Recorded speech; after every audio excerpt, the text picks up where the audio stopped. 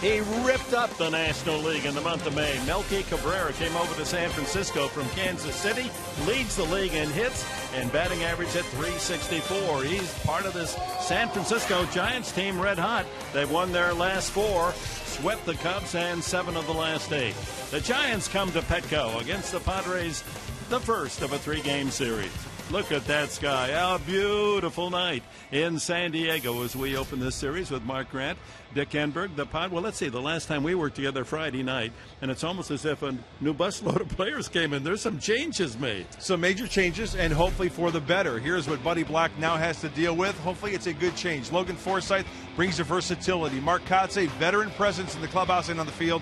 Houston Street, he's an experienced closer. And then Ross Ohlendorf. Yeah, you heard it. Ross Ohlendorf, signed as a free agent, swingman. He can start and relieve when they need him on the mound.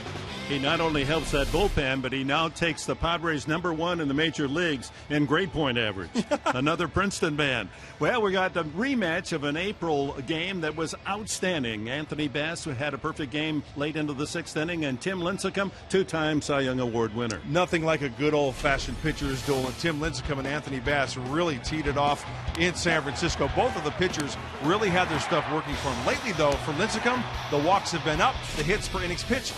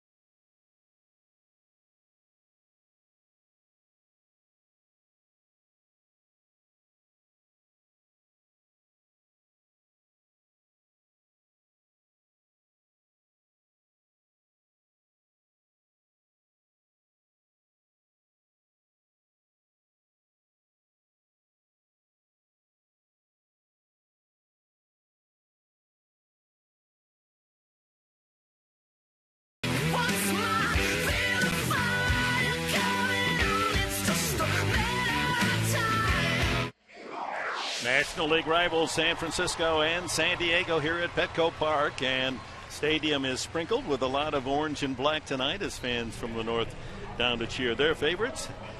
And it should be a good matchup. Anthony Bass getting ready against the Giants lineup of Bruce Bochy in his 6th season now in San Francisco. As of course, Buddy Black now in his 6th year with the Padres. Here's the lineup. Blanco leads it off, and Terrio Cabrera, what a season he's had.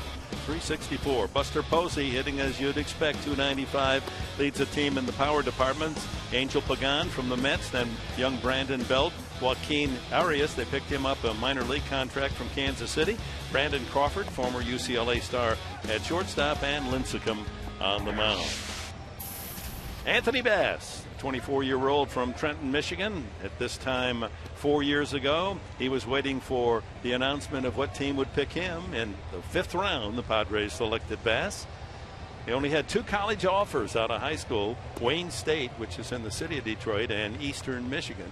Elected to go to Wayne State, and that just shows you sometimes players a little later in the draft can be your major leaguers down the line. And the Padres are lucky to have right-hander Anthony Bass. He needs to iron some things out. He's at home where he has good numbers. We talked about that in the open.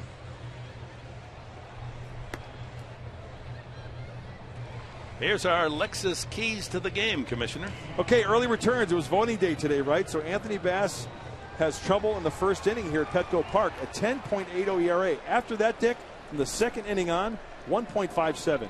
And no Milky Way. Stop Cabrera. He's hot. Gotcha. Stop that man right there.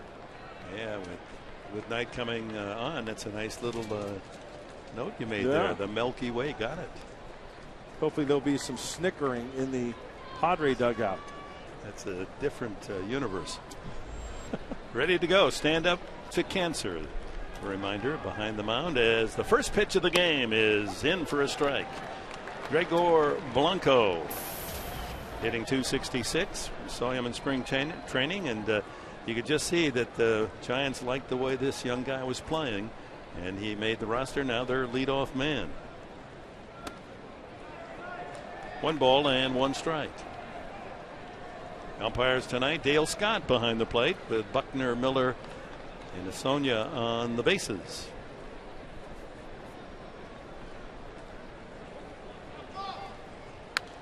Chipped foul, and it's 1-2. You know, with Melky Cabrera swinging the hot bat, batting 3rd for the Giants, imagine the pitches that Blanco, Terrio are going to get. Look, he can't wait to get to that on-deck circle. He is on the top step of that dugout as Ryan Terrio waits his turn.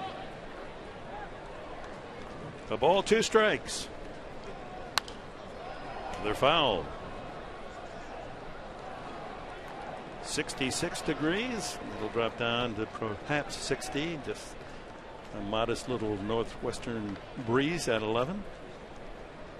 Gorgeous, isn't it? No marine layer tonight, so the ball might carry just a little farther. Got him swinging off speed. Blanco down on strikes. Here comes Ryan Terrio, the 32-year-old veteran. Slider down and in, and I mentioned in the pregame show, if he can locate the fastball early in the count and then have the left-handed hitters fish after that, that has become a signature pitch for Anthony Bass. Padres Foundation's supporting heartily Stand Up to Cancer, and we hope you will too. Second baseman Terrio takes a strike, hitting 236, just 4 RBIs on the year. Native of Baton Rouge, part of their Bayou Tigers national championship team 12 years ago. Giants come in with a lot of smiles. They swept the Cubs up in San Francisco over the weekend and yesterday. Their season best 4 in a row, and they've won 7 of the last 8, and they're only 3 games behind the Dodgers, really chewing away at the big Dodger early lead.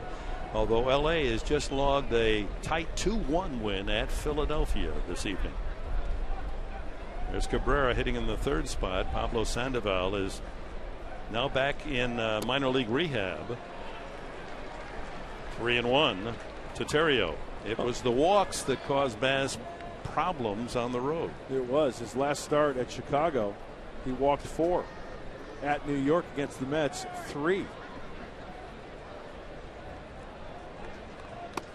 And he walks Terrio with 1 out. Look at the defense for San Diego, and there's no defense against what just happened, the walk. Quentin in left, Maben in center, and Kotze, the veteran, in right. Headley and Alonso in the corners with Cabrera and Forsythe, the double play combo. John Baker giving Nick Hundley a rest tonight as he's behind the plate. That brings the left-handed bat against Lincecum. 5 left-handed hitters in the Padre lineup tonight. Cabrera, well, the ultimate compliment paid to him by his manager Bruce Bochy after he tore up the National League in the month of May. He said he's playing like Tony Gwynn. What a pickup. Get Cabrera for Kansas City in a straight up deal. Yeah, the one thing that Boch said about Cabrera was that he doesn't try to do too much at the plate. Runner goes, taken all the way. The throw by Baker, not nearly time. Did he go off the bag? Yes, he did. Blanco was safe, but skidded over the bag. You see he's got the fingernail on it, but Bill Miller had a close eyeball and said, no, you left the bag. Oh, playing a little slip and slide. Terrio tries to hold on, stretch off the bag just a little bit. And you betcha. Look at Cabrera. Put that tag on the runner, leave it on him, and wait till the umpire either makes the call or calls time. Great job, and wouldn't let him get the hand back on the bag. Dick, a good point there. When his hand is off the bag, kind of pin that glove up against that hand, right, and lean on it a little bit. Oh, Cabrera chases a bouncer. Slider.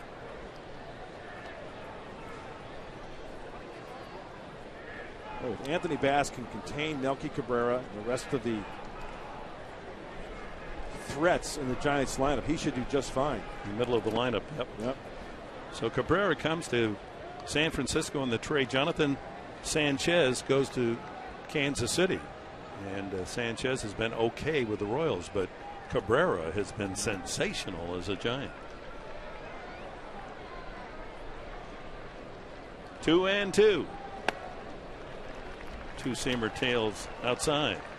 Well, the Giants are kind of struggling offensively. They've scored just 2.8 runs a game. Their average 238 over their last 8 games. But they're 7-1 in those games. They're pitching. And Cabrera tries to find the slider. 3-2 pitch gets him swinging.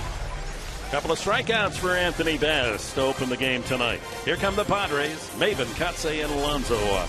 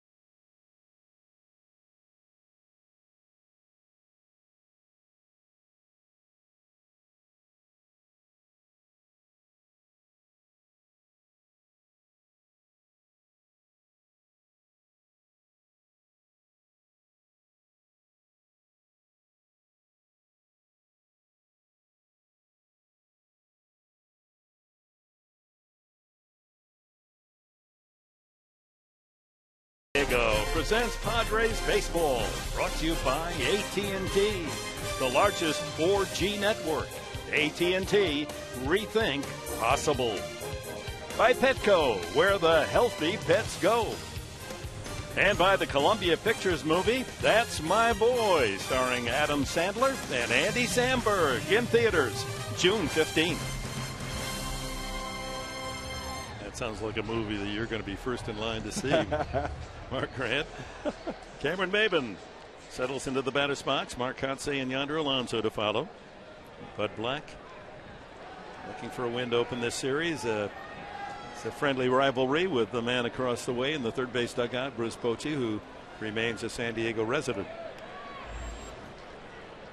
Lincecum, the freak. His first pitch misses, ball one. 92 miles an hour. We'll check the velocity throughout the night. There's his numbers, and they're just totally uncharacteristic of the man who's won the Cy Young Award 2 times. Yeah, still more strikeouts than innings pitched, but the walks are up for Tim. Foul tip, 1-1. He's just too good to have these type of numbers. He's in his prime. He'll be 28 years old in a week or two. He should be able to turn it around. He's had starts like this before and then has turned it around as the year's gone on. He's always had top success against the Padres. He's 10-4 lifetime. Here at Petco, 5-2 with a 1.77 ERA.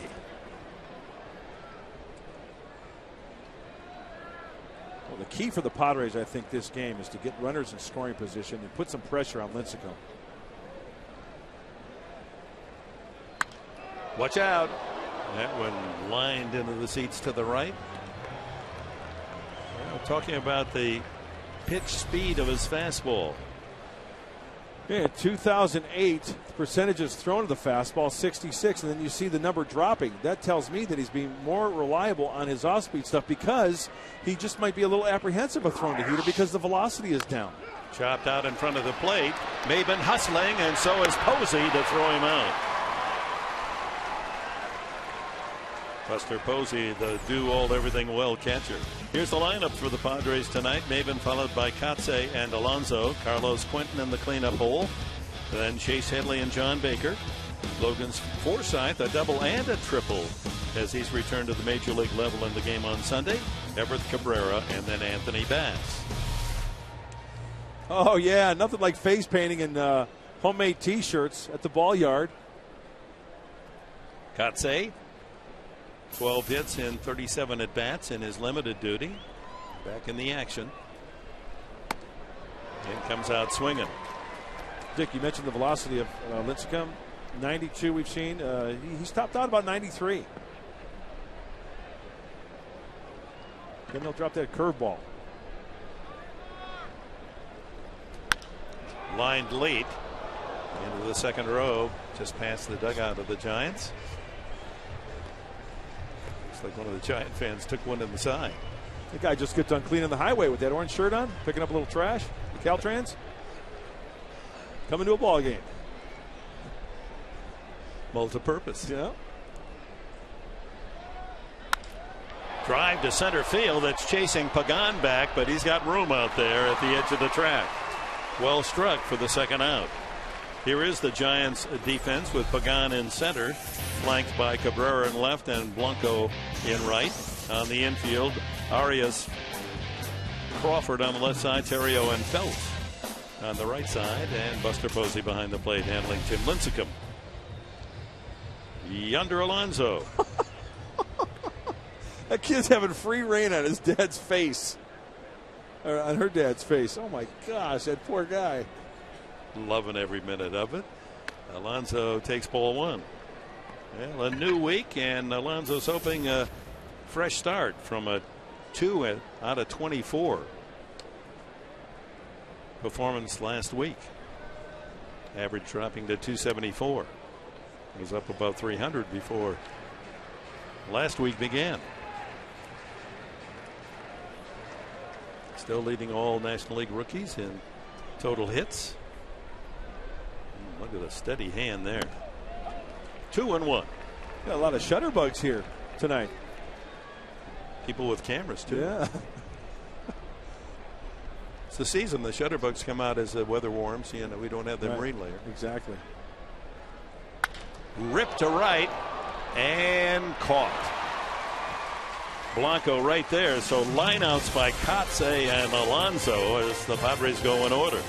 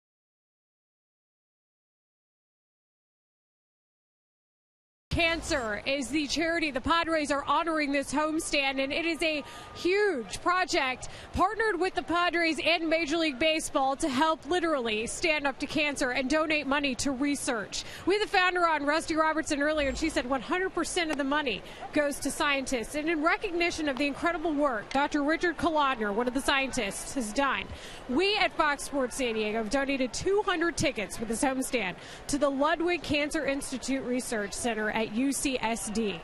Dick Enberg, Mark Grant. We had a great time watching the first pitch, and Dr. Richard Kolodner, who for a scientist I think had a pretty good throw, as they continue to work hard in standing up to cancer and using that money for research as we help to try to find cures. Such a great work they do. Guys, back to you. Absolutely. Thank you, Layla. Yeah, Clayton Richard, the catcher there, that was in the strike zone. He framed that one right there. Absolutely, and nice job, Layla. Good work, and we are so fortunate to have people like the doctor. Posey drills one to center. That's got a lot of carry. Maven back, and it's off the fence. Posey on his way to second with a double that slams off the right center field fence. Just misses the leaping try of Cameron Maven. It looks like Cameron kind of drifted back on that one. We know that he's got good closing speed. This ball driven to the opposite field, the first base side of second base, as Posey gets extended. Oh, very catchable ball for Cameron. He leaps, and does he even draw leather? Kind of tough to tell there. Very catchable ball, though, for Cameron. We've seen him make spectacular plays. You've come to expect him to catch any ball like that, don't you? Angel Pagan. Because he's so good. That's You're right. We do expect him to make those plays. As we said, no marine layer, so the outfielders may learn from that particular play that the ball's carrying a little better than on previous nights on this homestand. Pagan in the midst of a 12-game hitting streak. That's in there. He's had some streaky sessions here with the Giants. He had a 20-game batting streak, 11 in a row, and now 12 in a row. So his average has stayed at the 300 level or better, 318 currently.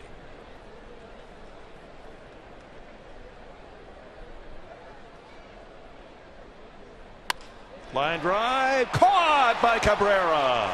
Oh, that was a tough one. It was tailing up and away, and Everett had to brace himself, make sure. Well struck by Pagan. Great first reaction, ball off the bat, his step to his right, and you make a good point, Dick. Off the left-handed bat, that ball is slicing away. Posey does the right thing. He freezes and then gets back to the bag safely. But that is a huge out. Timed perfectly by Everett Cabrera. I think infielders enjoy that play as much as any, don't you? When they time it well and able to take a base hit away. Here's Brandon Belt, the young first baseman, and he hits one to left center field. Maben calling all the way and makes the catch in front of Carlos Quentin. Posey back to second. Well, Anthony Bass has to love the early outs. First pitch offering Brandon Belt.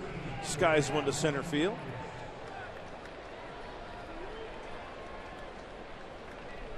The Giants as a team have struggled with runners in scoring position, but will get little sympathy from the Padres. Giants hitting .208 runners in scoring position this year. Padres are the lowest in the league at 191.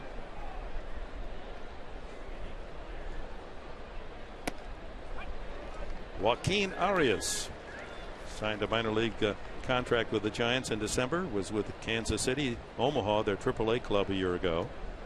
Hit only .232 in the minors. He's hitting .233 so far in the big leagues with the Giants.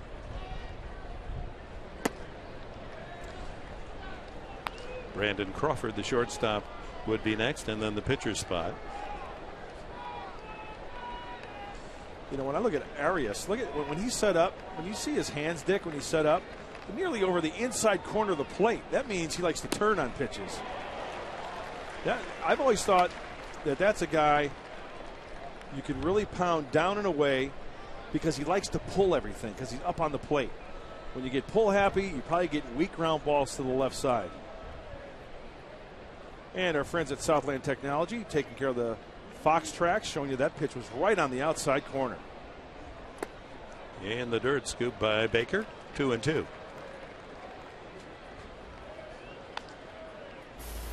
Bud Black knows well these two teams, normally the pattern in their games, they're going to be tight. They're going to be low scoring. And the Giants have won more close games than any team in the National League. 1 or 2 run decisions. They won 21 times. Hit pretty well at the second baseman. Stays with it. Forsythe. Good play. Bass able to work out of a leadoff double by Buster Posey. Quinton will start things for the Padres in the bottom half of the inning.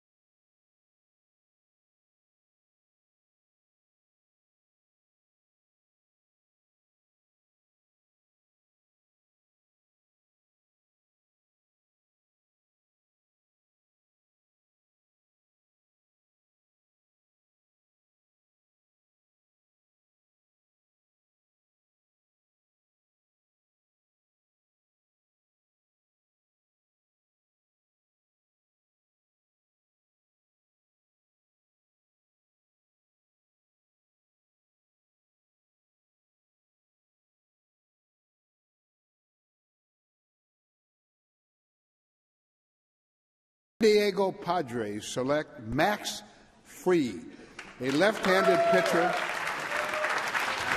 from Harvard Westlake High School, North Hollywood, California. What was interesting about Commissioner Selig's announcement back at MLB headquarters in New Jersey was the fact that it was applauded. There weren't any other selections that had that much reaction from. Did we have a lot of San Diego people there, or were there a lot of knowledgeable people, as Josh Burns, general manager, joins us, that just thought Fried was the guy to get? It was probably that, or Brad Ausmus was there and he was getting the crowd revved up for the pick. Here we go, bottom of the second, and Quinton ties into one. It's high toward left field, deep, and Quinton will touch them all. Did that go into the Frosty paint can? Might be another $500,000 to charity. How about Carlos Quinton? 6 games, 4 home runs, and the Padres take a 1-0 lead. Well, good timing, Josh Burns. Absolutely. He's done what we hoped. We had to wait for him to get in there, but he's been terrific. He's been unbelievable. Remember his first game back in Chicago, and he knew it too when he got it. First pitch that he sees after coming off the deal was a high slider. He swung through it, but then the next pitch double. Oh, and that's some kind of nice. I mean, that was Ruthian, high and deep. Just missed the paint can. Not many come close. This is a different sort of hitter. Chase Headley now. 1-1. That wasn't flat. That was semi-gloss right there off the bat of Carlos Quinton. Very nice. Had the right arc, didn't it? So 1-0 as Quinton, 4 home runs. Had the day off on Sunday. So just his 3rd game here at Petco. That's his first home run. 4 total, 3 in Chicago. Yeah, it's fun this time of year. I remember all these guys as amateurs. It's sort of, you go back in time, and I saw Carlos when he was in high school. And Headley drives that one deep to right center, and Pagan can't get there in time. It's up against the screen, and Headley with a stand-up double. Padres getting to Lincecum here in the second. And I remember talking to Chase Headley at the SEC tournament when he was at the University of Tennessee. I pulled him aside. I wanted to get to know him better, and we didn't take him. We ended up taking Jed Lowry instead when I was with the Red Sox. Well, that was a good selection as well, obviously. Just the general feeling. Now, you picked 5 yesterday, the top picks, and then another 15 players today, and you got, what, 25 more tomorrow? It's amazing. They've shortened it from 50 rounds to 40 rounds, but we need a lot of players. We've got to fill rosters. We still think there are some fines up there. There are big leaguers. We always remind ourselves of that. The area scouts do a great job, and this is the time of year when you can make a draft. Or the time in the draft, you can find a guy after the 10th round. Obviously, we put a lot of energy into our top picks, but I'll tell you, when you can find a guy deep down, and Brad Brock, 42nd round, Jim Brett's the scout who signed him, we gave him $1,000. Those are invaluable to an organization. John Baker up with Headley at second. No one out here in the last of the second. Max Fried, obviously left-handed, throws a pretty good fastball. I love the 12-6 curveball. He's got a really good curveball. And as you know, Mud, I think that's one of those things you either got it or you don't. And he's at a young age. He can really spin the ball.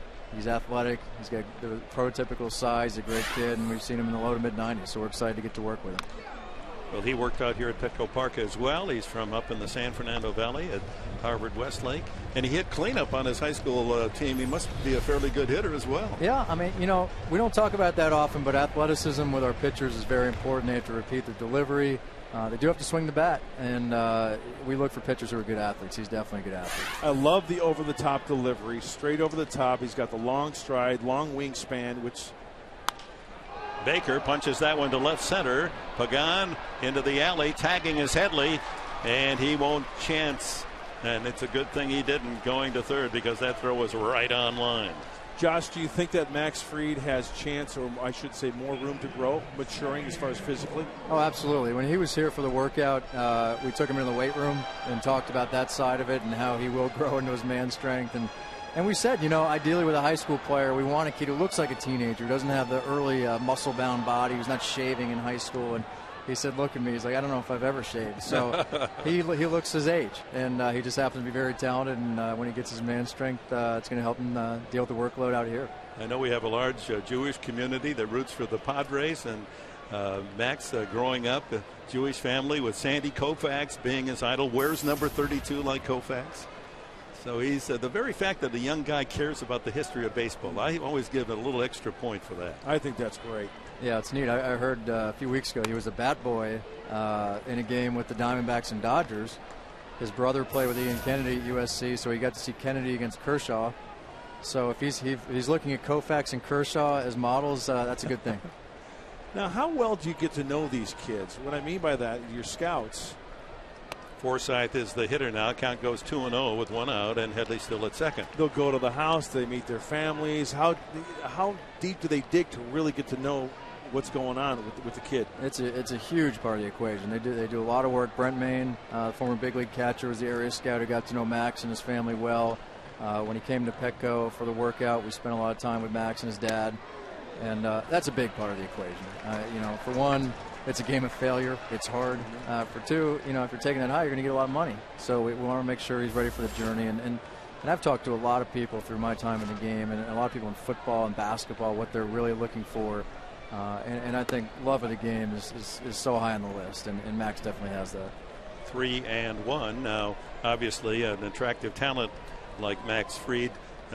He made a commitment to UCLA, so he's going to make a nice little bonus, that's for certain. When the signability issue sometimes creeps into it, did a couple of years ago here with the Padres. How do you feel about that? Well, the new rules in the collective bargaining agreement have really changed the landscape. So I think we're going to reach agreements with either all of our players or close to it very soon. The discussions have been very direct. We have a finite budget. The players and the agents know that. We're trying to fit them in. I feel like a college coach trying to sort of divvy up our scholarships, but Chad McDonald, Jaron Madison led the negotiations, did a great job, and I think we'll get all these guys signed and out ready to play. Cabrera up with Forsythe at first with a walk. Headley's double at second. The inning started with Quinton's long high home run into left field.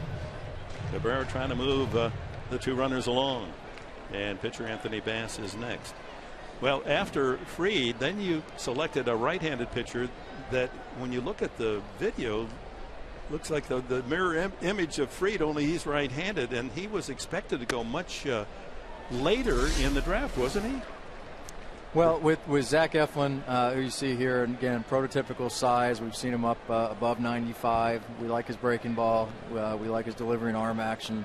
Walker Weichel, who we also took, prototypical size. He was out here in August with Fried and Carlos Correa and those guys on the same field. So, you know, you understand the historical odds. We're talking about teenage arms. There is an attrition rate. We took 3 we think have starting pitcher ingredients: the size, delivery, athleticism, velocity, secondary pitches. So we're excited to see how these guys progress. They're all 6'4" or taller, aren't they? Huh? It doesn't hurt, you know. It's and again, big, strong, loose, athletic, and I think again they look their age. You know, a lot of people say Walker Weichel looks a lot like Adam Wainwright. Well, great. That's if it turns out like that, we'll be very happy. Cabrera backs off, and the count is now 3-1. Zach Eflin, to me, thicker body, right? Which, you know, the midsection, you got the, you know, the ham hocks, which will come into play later on because that, you know, strength and gives you innings. But I look at the arm slot of those two pitchers, and then their breaking ball. I mean, that's really exciting. Sure. I love over the top, high 3/4 coming down at you.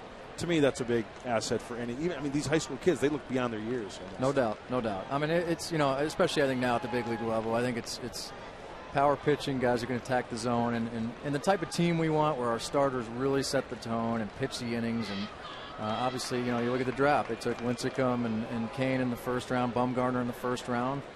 They've built a very good team, a World Series champion, off of taking starting pitchers in the draft, and obviously that's our goal too. That's a great point. Lincecum was the 5th player selected in the draft 4 years ago. Cabrera up the middle and into center field. Here comes Henley to score. Holding at second is Forsythe, and the Padres lead it 2-0. Everett Cabrera, his second RBI. Now this inning, and of course you're reaching for a specific and a general case, but the fact that you just have a man like Quentin in the lineup makes the guy hitting 8th better. And a lot of fans don't understand that, but the strength top to bottom is, I've always felt, built from that 4th hitter or 3rd hitter up and down. I think there's no question. I mean, of all the injuries we've had, probably the one that has affected us the most is him. You know, he's our cleanup hitter. He sets the tone. I mean, even little things.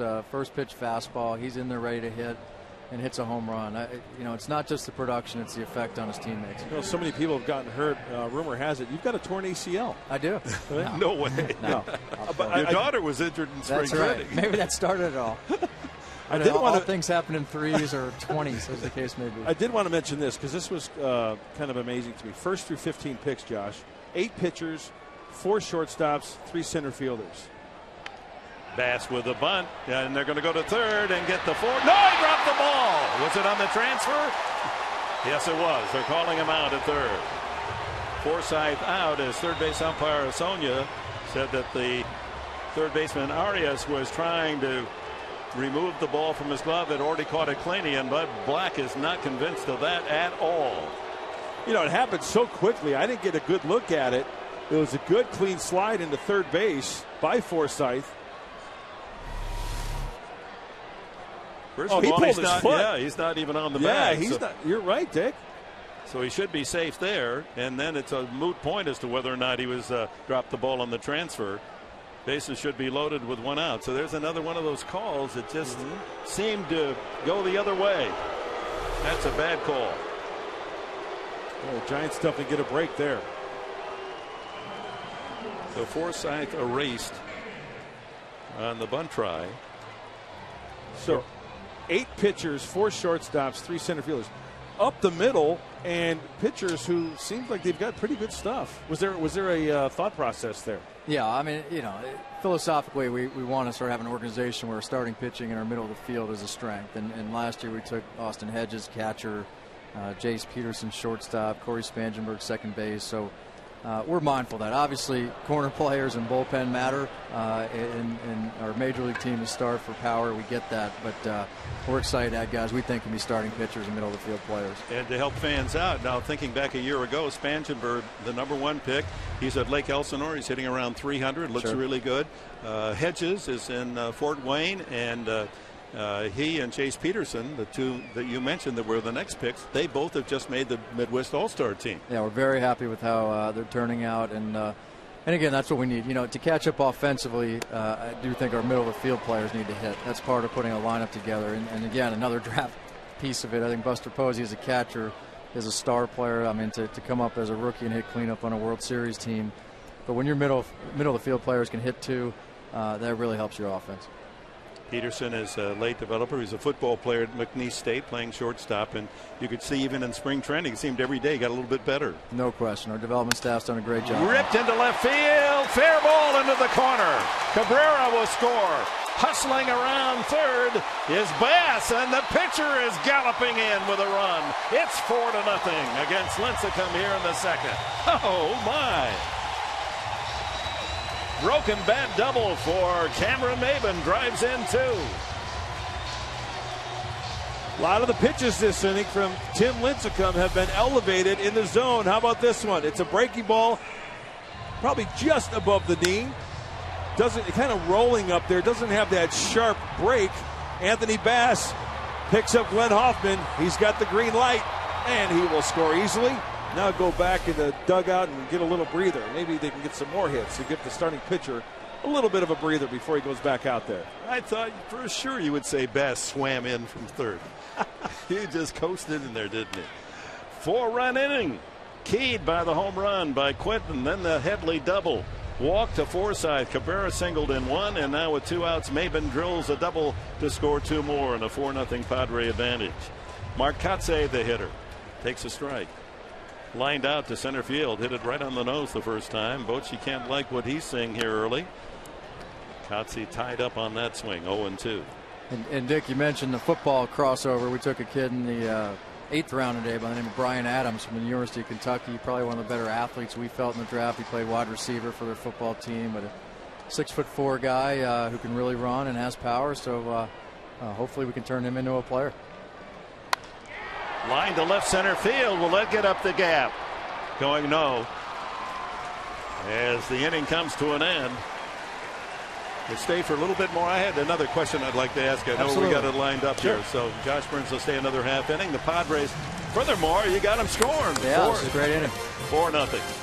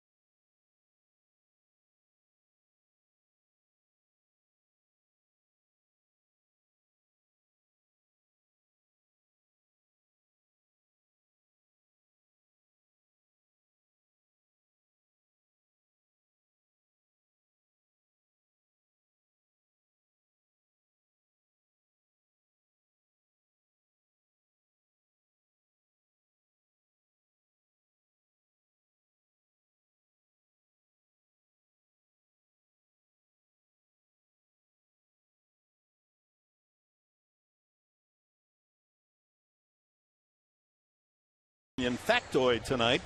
before that inning, Giants starters had gone 7 straight games, pitching 7 or more innings, allowing 2 or less runs. Only the second time it's been done since the franchise moved from New York to San Francisco in '59. It also was accomplished in '88. So they were on a terrific run by their starting pitching, but Lincecum cuffed around by the Padres in the second. As we go to the top of the third, it'll be Brandon Crawford, Lincecum, and Blanco for the Giants. Josh Burns, general manager of the Padres.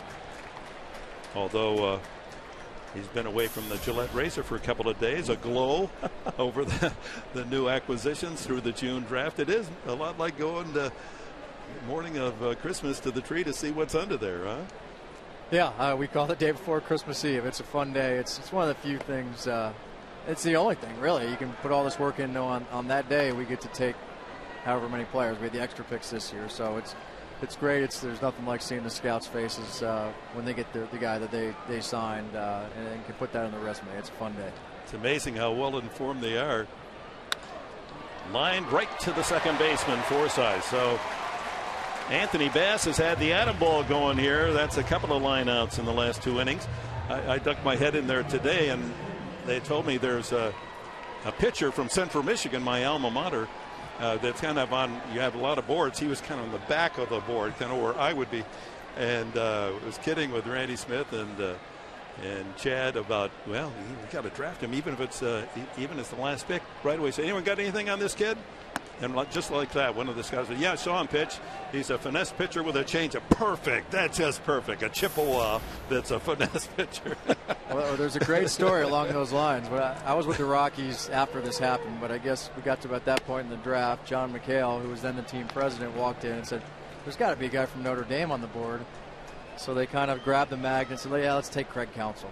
And that's why they took Craig Counsell. No kidding. Yeah. That's a great story. So maybe we should listen to you, Dan. Yeah, what a player he's been throughout his major league career. Well, wow. I can't promise you anything close to that, but it would be fun if there's just the very last pick and you just don't, and then quandary. I'll chip in, and you're down to the lower numbers there. I'll chip in, and we got to help out those kids. But that's where your area scouts really come into play because, hey, that Dick Enberg kid from the UP. I saw him one time and I liked it. It's your 48th pick. Yeah, especially in that area. Like I said, Jim Bretz, who's here tonight, who works the Northeast, which is a tough area to scout. Andy Perino, 25th round. Brad Brock, 42nd round.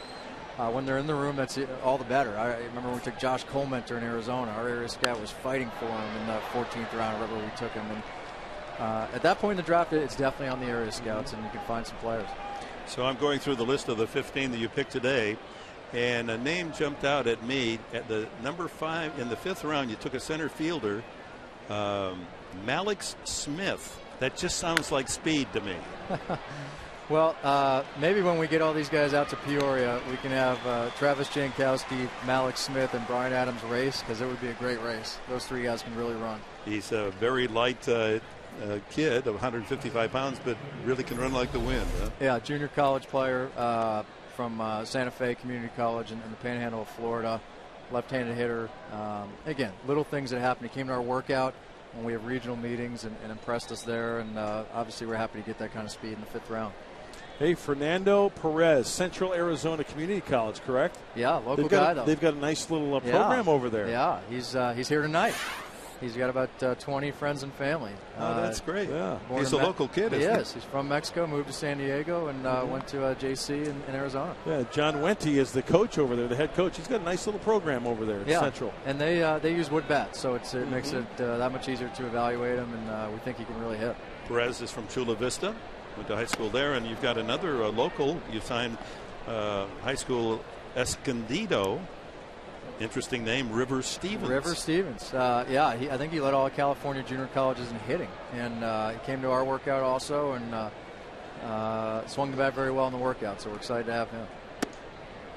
Leadoff hitter Gregor Blanco takes the count to 3-0. You saw Lincecum bounce out to short. Baker goes out to talk with his pitcher. Josh, earlier you mentioned the slots as far as picks. Now, my question to you is it going to be easier now since this new rule is implemented to sign players because of the slot system? I think without question. Some people said it might feed more kids to college, which it might. I think in the last few years, the industry, we've signed not just the top guys. We all know Max Fried, Walker Weichel, Zach Eflin, but the second and third tier, and maybe the college game has been hurt by that. So those guys will probably go to college because you do run out of money. But as far as signing guys at the top end of the draft, I think it'll make it easier. Well, thank you so much. I know it's been a busy time, and the work really is almost more difficult now because this is really the test of all that good scouting, because these are the players that obviously have survived through 15 rounds. And here's where the test is: who's going to pick the gem out of there that no one else realizes has that talent? No question. You can remember all the stories. It's hard to find a player, but it can be done. And also, it's now the mindset of turning them over to player development. Randy Smith does such a great job. We really think our farm system is good. Now you put this chunk of players at the bottom of it, and it's exciting to see, especially on the starting pitcher side, what we can hopefully build in our system. Fly ball left center field. Maben trying to track it down, can't get there. Able to cut it? No, not able to cut it off, and that'll send Blanco speeding around second to third with a triple.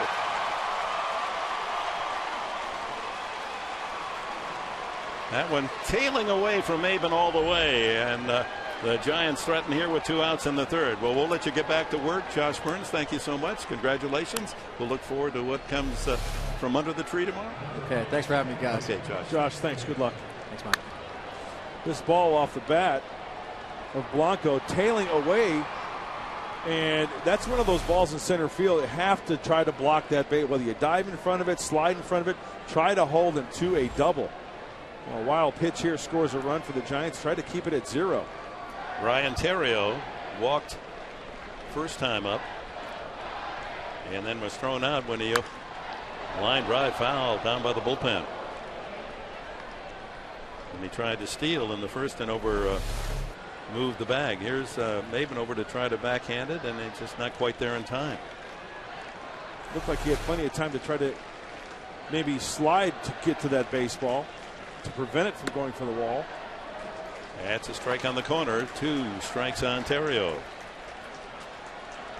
Ontario sounds like we're talking about a place where they have an airport over by Palm Springs. Up and away, 1 and 2. Well, it really is a joy to watch the army of men that have put together this draft for the Padres. Line drive left field, charged by Quentin, can't make the play. Theriot drives in the run, as scoring is Blanco.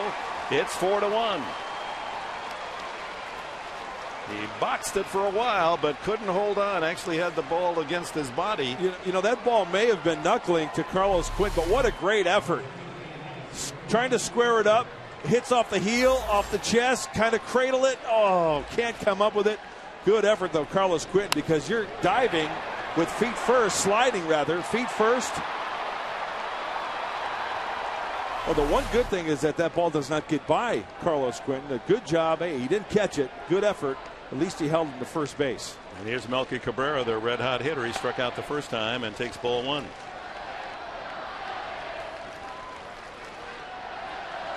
Most hits this season. 82 hits for Cabrera, leading the National League. Now the veteran Theriot with a line drive to left, and the Giants are hitting the ball hard. A couple of line outs, and the triple by Blanco to left center, and the line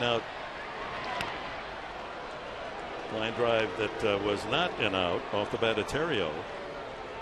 The game try by Quentin in left. He's over there mumbling to himself in left field, thinking, I should have had that, knowing him. You know, that was a catchable ball, but you got to realize also, we have to realize it's kind of spring training. Runner goes. Baker's throw to second, and this time he doesn't overslide. Safe at second is Theriot.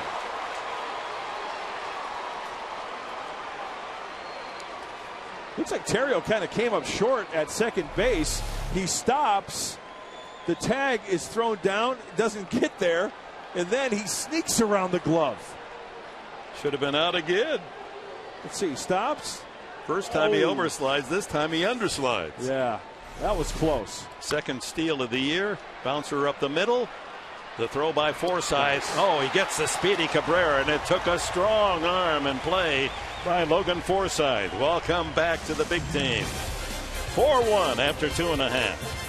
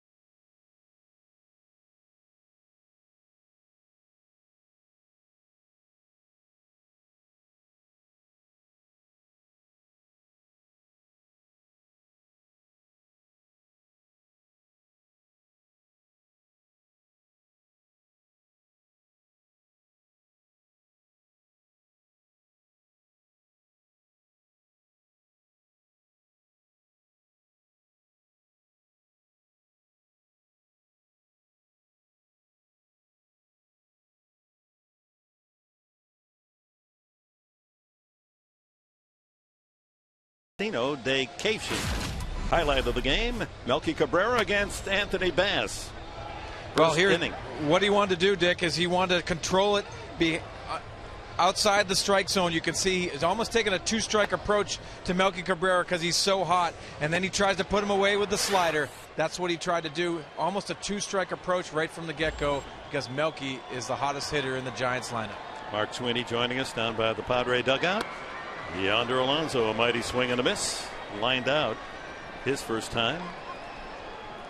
Well, that's a great point that Mark Sweeney makes, and it's a great approach that Anthony Bass took against Cabrera. We'll have to keep an eye on that matchup as the night goes on. 0-2 to Alonso, to be followed by Quentin and Headley. The Padres sending 8 men to the plate in the last inning and scoring 4 runs on 4 hits.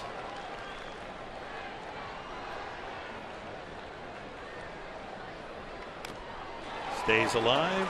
No, it bounced into the glove of Posey.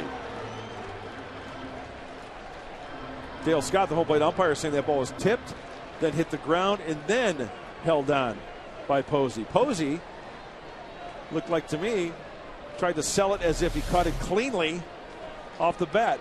Nope, it was picked off the ground, therefore he gets another shot at it. Give Dale Scott and the umpires credit. Now that is a very difficult call to make, and he made it accurately and quickly. Absolutely. He made a great call. 1-2 the count. And another foul at the plate. Well, this is the first of 3 two-day games to complete the series. 2:30 for Padres Live tomorrow, a 3:30 game. Clayton Richard against Madison Bumgarner. And then Thursday's game at 12:30, 11:30 for Padres Live. And then the Padres go on the road for 10. Chased in the dirt, and Alonso's out swinging. Lincecum, a strikeout pitcher, has logged his first K, and it came here in the 3rd. And here's Quentin. It's as if that long home run in the 2nd inning awakened the entire lineup. We talked about confidence, Carlos Quentin. How about the bat flip? That shows confidence. Distance is too short, Carlos, here at Petco. Yeah.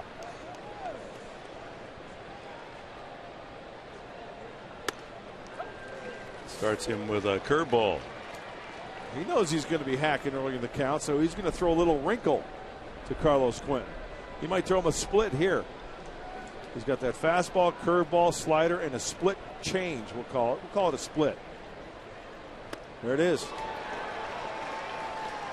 2 strikes. Lincecum ahead of Quentin.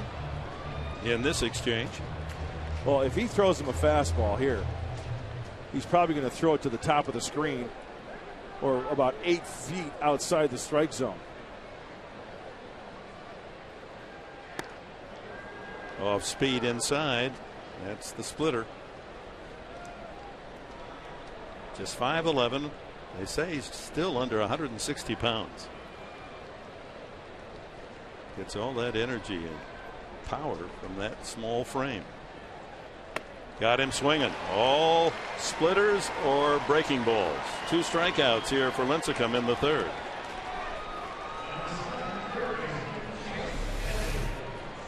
Fastball arm action, split finger grip, changeup, if you will, way out in front. And with the way Carlos Quentin is locked in, Mark Sweeney, you can see the way that Lincecum counters.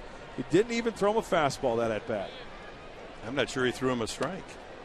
Yeah, and guys, you know what? Just watching Tim Lincecum, you see the velocity. And Mark, you touched on it too earlier. Not having that velocity where he can really pump it up when he needs to, reaching back. That's the difference I see in Tim Lincecum. When he gets hurt and when he gets in trouble, he always goes to that split finger changeup type grip. So that's what he likes to do, and it looks like he's doing that now because of that second inning. Headley doubled to right center field after Quentin's home run in the second. Eventually he came around on a single by Cabrera. So 1 pitch away from striking out the side, Lincecum. Here in the third.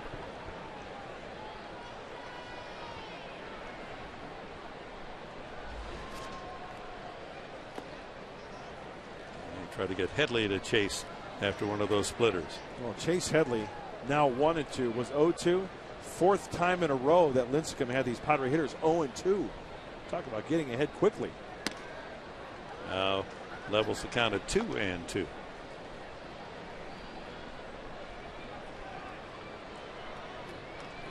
Nice turnout in this perfect night for ball, the Tuesday night.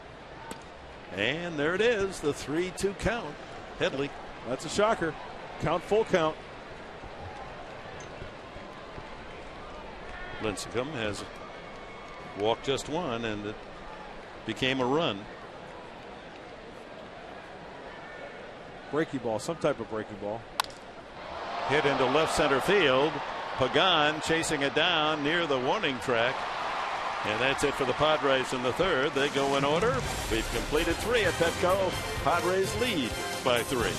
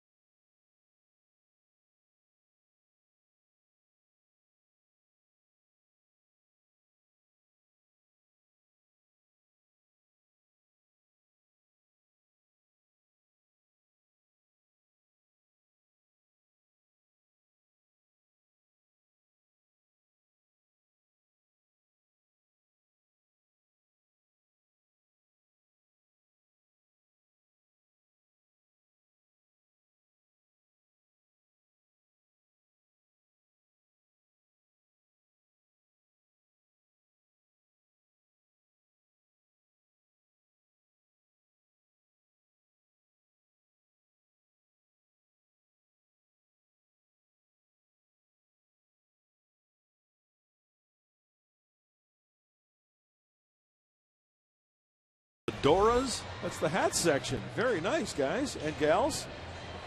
And time now for our AT&T trivia question tonight. Tim Lincecum was the 10th overall pick in the first round of the 06 draft. How many pitchers were chosen before him? He was there until the 10th spot. Were there other pitchers before? We'll give you the answer in the half inning. Anthony Bass back to work with a 4-1 lead. Buster Posey leads it off. Ground ball to short. Cabrera across to Alonso for the first out.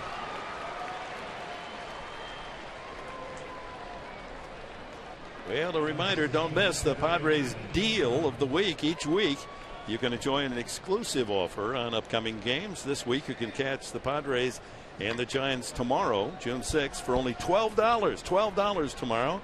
And the deal is a deal. Visit Padres.com/on deck to find the latest deals and promotions. Well, these good fans of San Diego, and we include those that have flown down from San Francisco to see the series, have really supported Major League Baseball this year. You know, I'm a big Tim Lincecum fan, obviously because of his talent, but what amazes me even more is during the offseason when he doubles as Opera Man on Saturday Night Live.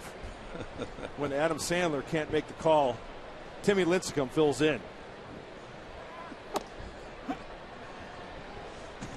1 ball and 1 strike to Angel Pagan, who lined to short his first time. Good play made by the leaping Cabrera. You know, the 3-game series over the weekend with Arizona attracted almost 96,000 fans. Awesome. And the average attendance so far this year is almost identical to that of last year. So, you know, hats off to you fans. You know a good deal and you enjoy watching baseball action here at beautiful Petco. That's in for a strike. Nice changeup from Anthony Bass. Right where you want to be, down in the zone, knee high.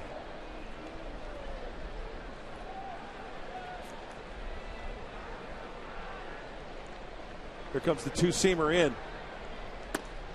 Ooh, didn't come back and catch the corner.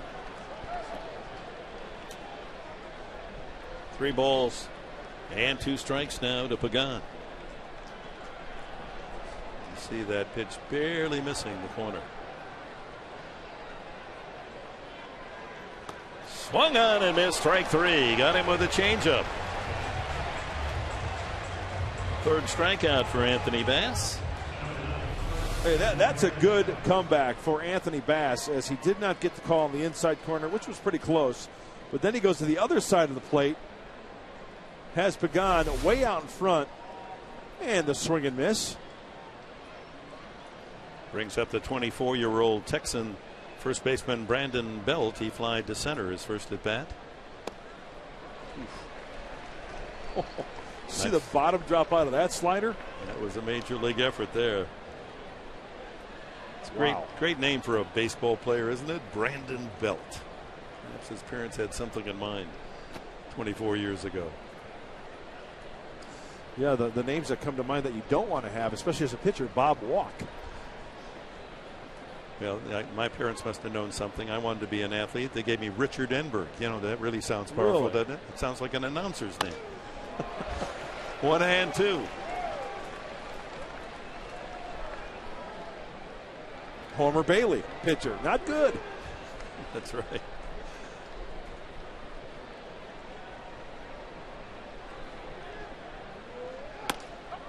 Strike 3 called. Inside corner, says Dale Scott. Couple of strikeouts for Bass and a 1-2-3 fourth. Here's the last one that Bell caught looking.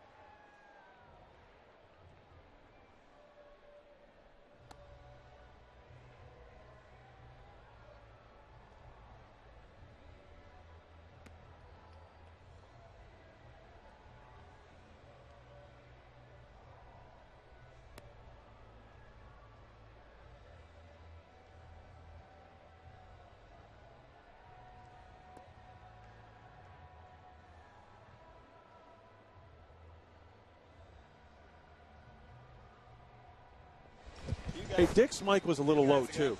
Have a pretty good party tomorrow night. That's right. I bet you. Busy.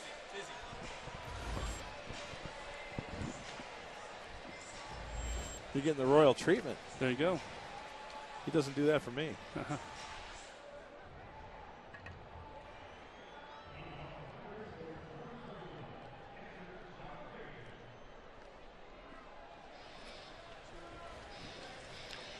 Padres up bottom of the fourth inning with a 4-1 lead. It'll be Baker, Forsythe, and Cabrera for San Diego.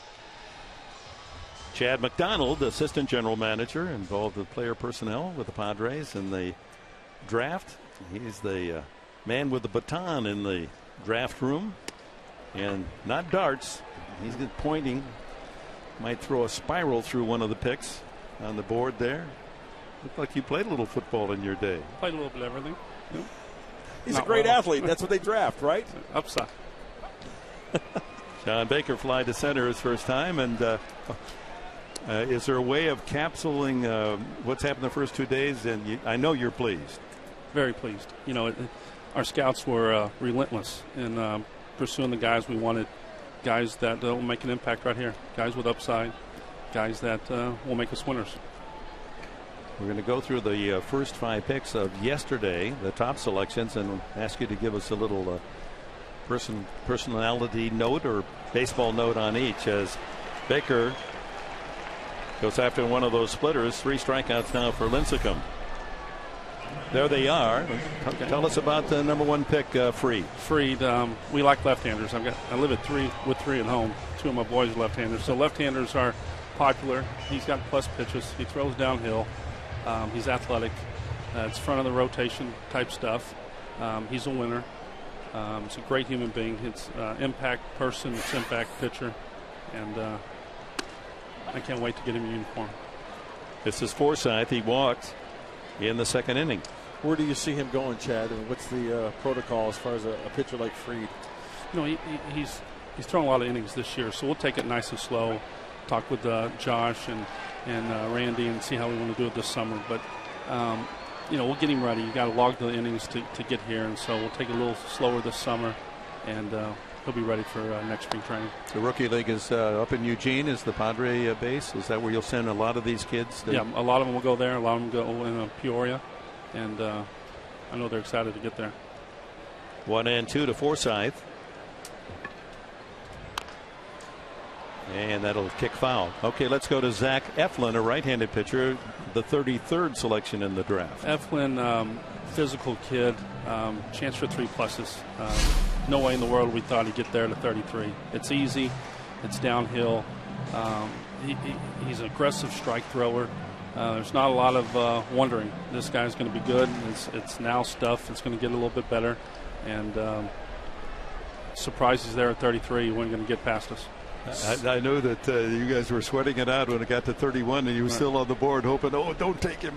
Right. Why was he still there? He had a little arm trouble, didn't he, this spring? Yeah, he came out this spring really throwing well and kind of put himself on the map. Late spring, what a lot of high schools do, he got a little fatigued, missed a start. Our medical staff went through everything. He's fine. He's healthy. He came back. We saw his last 3 starts. Again, our cross-checkers were there every step of the way, our area scouts, and we knew him backwards and forwards. And so when he was there, we had comfort in knowing who he was, and we took him. There's a lot of fans that know their baseball, know their collegiate baseball, but if I ask 100 people where's Stony Brook College, I don't know if 5 out of 100 could name it, but they're a pretty good baseball program. Yeah, they had 4 or 5 players drafted this year. We took Jankowski, 44th pick. It's plus speed. He's going to play center field. He's going to play it as well as anyone. I think he was first or second in the Cape this fall in hitting. I think it was the Cape Player of the Year. Yeah, MVP. And and he had a great year this year. And he's super athletic. He's a grinder, top of the order type bat, and another guy we're happy to have. How do you evaluate, Chad, when these kids are swinging aluminum bats as opposed to swinging wooden bats in pro ball? Well, again, that's why we go to the Cape, and a lot of good players go up there and see them in the Wood Bat League. And then some of the adjustments the aluminum bats have made the last couple of years are a little bit more like wooden bats, and some of the hitters have had trouble adjusting. The guys that we took haven't, and that's why we took them. 1-1 to Cabrera, who knocked in a run with a single in that 4-run second inning. We're going to take the fans watching tonight into the draft room. You got a lot of personnel in there. Are all the scouts there? Not all of them, a lot of them. And we bring in our cross-check group and our front office personnel. We bring in some area scouts. And they're all part of it one way or the other. And some of them are physically there. Others are there emotionally. But we have quite a few. Well, thank you so much. It's been a busy 2 days, and I know you're not going to get a lot of sleep tonight. More work to be done. We're going to go back at it tomorrow. All right, Chad. Thanks a lot. Okay. Chad, thanks. All the best. Good luck. Thanks, guys.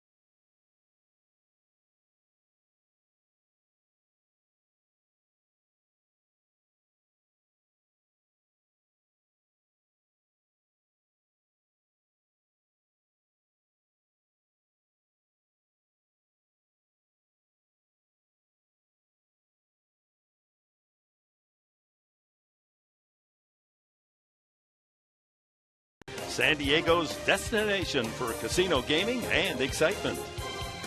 By Chase. Deposit checks from your smartphone with Chase Quick Deposit. Take a step forward and chase what matters. And by your San Diego County Lexus dealer.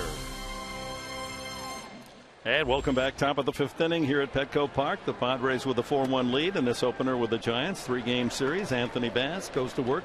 Lower third of the order for Bruce Bochy's Giants. Arias, Crawford, and Lincecum scheduled here in the fifth. Arias grounded to second his first at bat. Fly ball to center. Right at Cameron Maben, waiting for it to come out of the night. One away. Well, we know that Anthony Bass can locate the fastball. He's got that changeup, but it's the slider that really stands out. What makes it so effective? Up on top of it to get good tilt, good rotation. Look at the bite on that. It's not a sweeping slider. It's a slider that's got serious tilt down off the table and not like a Luke Gregerson slider. It's totally different. It's a power slider that the bottom just drops right out of it. He's staying on top of that pitch nicely this evening. Brandon Crawford lined to the second baseman Forsythe in the third. Takes a strike. Mark Sweeney's down by the dugout. Toughest slider you ever had to face, Marco. Yeah, Todd Stottlemyre, actually a teammate of mine, and then went the other direction. Fly ball lifted to left. Quinton is there for the second out. Almost so good, Mark, that he could tell you it was coming. Yep. That was one of those tough ones. Sure. Tough matchup for any. Mark, what was your draft round? Ninth round. I actually went 39th as a junior. Went back to school. I was on schedule to graduate. Didn't know what was going to happen coming out of the University of Maine. Did not know what was going to happen. So ninth round, California Angels. All right. Black Bears. The Black Bears. 4-0. Good crossword puzzle. Name college in Maine. Or no. Get those three vowels in there. Yeah. Tough play deep at short. Cabrera, but he's got the arm to make it. And that's 7 straight retired by Anthony Bass. We've reached the halfway mark in this one with the Padres in front 4-1.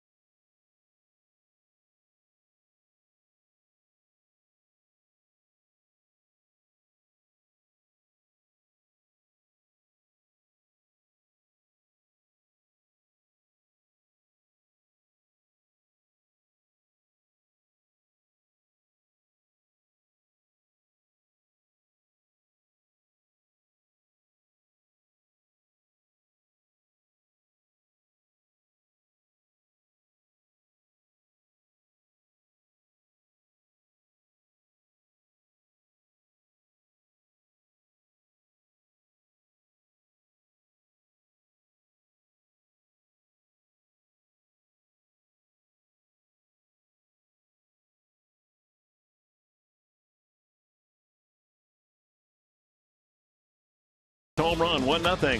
Headley followed with a double, and Cabrera brought him home on that single to center field, 2-0. And then with 2 men on, Cameron Maben, a broken bat double into the corner, and the Padres had a 4-0 advantage. Giants came back with 1 in the 3rd inning, a triple by Blanco, and Terrio's line drive off the glove of Carlos Quentin in left field. That's where we stand. Last of the 5th. Bass, the hitter, scored after he was safe trying to bunt in the 2nd inning, safe on a fielder's choice. His bunt played by the first baseman Belt, who threw over to 3rd, even though Arias had left the bag. The Padre runner Forsythe was called out. 1-2. Lincecum now with 73 pitches in the game, has struck out 4 and walked 1. Just the 1 bad inning. He's been in control the other 3.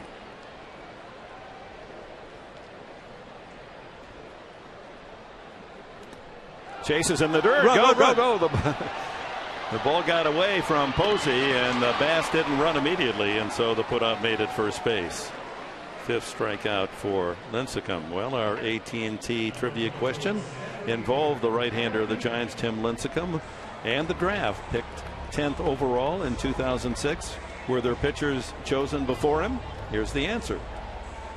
Lou Kochevar, Greg Reynolds, Brad Lincoln, Brandon Morrow, Andrew Miller, and Clayton Kershaw, who just happened to be the 7th pick that year, just as the Padres' 7th pick this year, 7th overall, Max Fried, an 18-year-old left-hander. Well, pitcher heavy in the first 10, huh? You can always use those arms. Maben, 2-run double in the 2nd. Pounds that. Ooh, that took a mean hop over the barrier into the crowd. I'll tell you what, you talk about great athletes. Greg Lilly right there. Wipe that smile off your face. Anyway, and then Eddie Ibarra just above Greg, who does a great job. There's Eddie. Can never go to his left. He keeps pork chopping Lilly, though, with that right elbow. I got the shot. 2 strikes on Maben. A couple of good eggs right there, who do a fine job working that camera.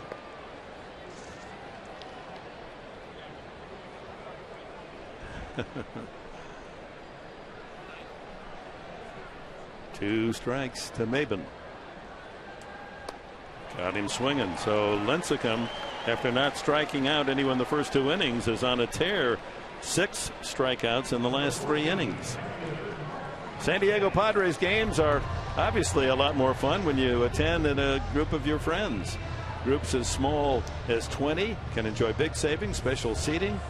We'll get a nice welcome out on the scoreboard and much more. Petco Park, that's the place. Several exclusive group facilities to fit your specific group needs. Reserve your group tickets or private suite. Call 619-795-5555. Well, Tim Lincecum has locked in 8 of the last 9 hitters faced. He's had 0-2 counts. He's 0-1 here. He's hit a wild streak. 9 in a row now, retired by Lincecum since Maben's 2-run double back in the second. Ground ball to the right side. Terrio over to Belt. And another 1-2-3 inning. That's 3 straight innings. 3 up, 3 down for Lincecum.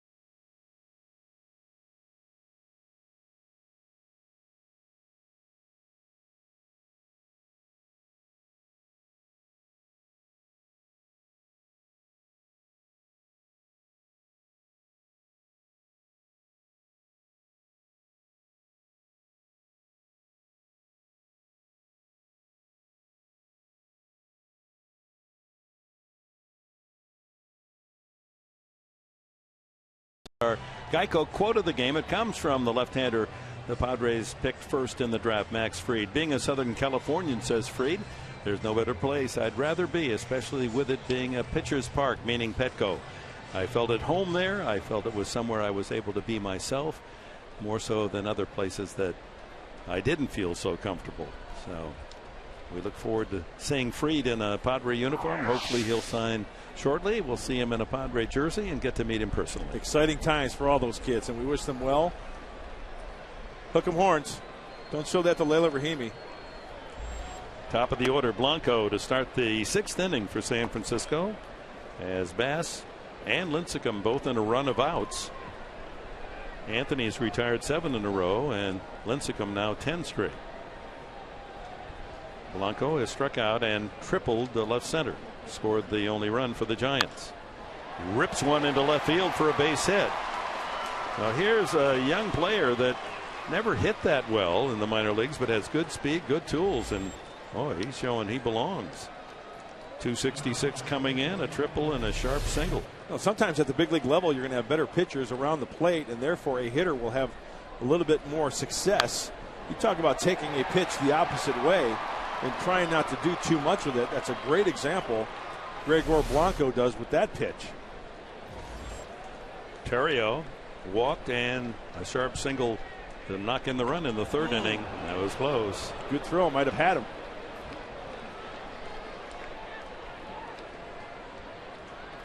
Blanco came up through the Atlanta system and had a cup of coffee, a little more with Atlanta 3 years, then went to Kansas City.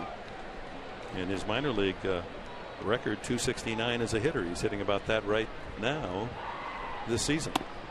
Terrio following that ball all the way to the glove.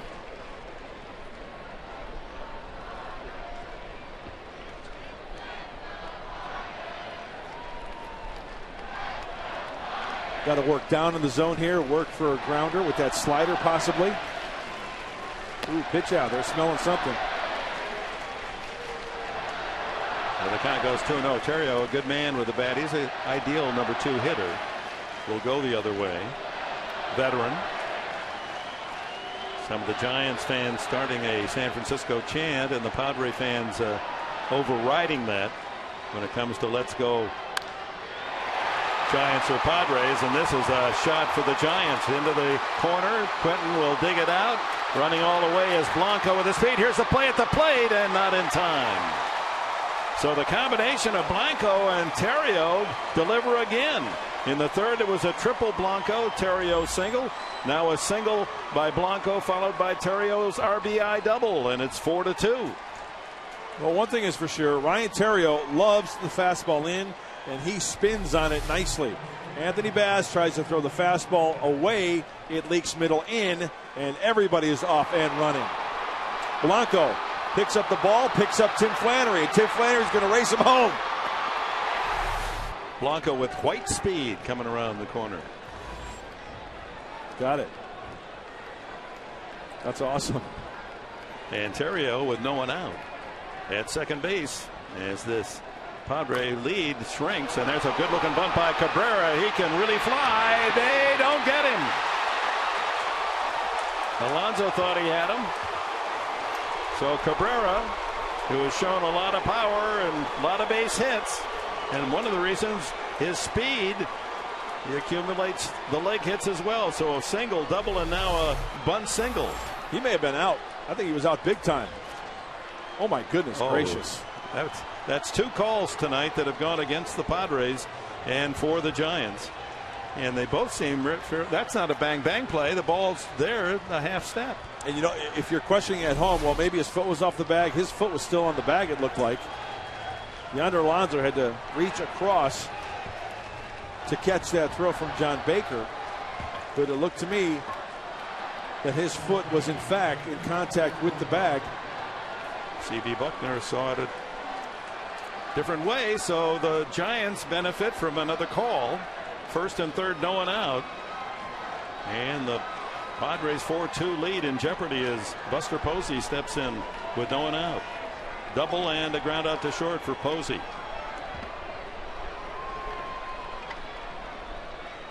Baker going through some signs in case Cabrera, who is a good base stealer, decides to go to second, and Andrew Kashner is up early tonight.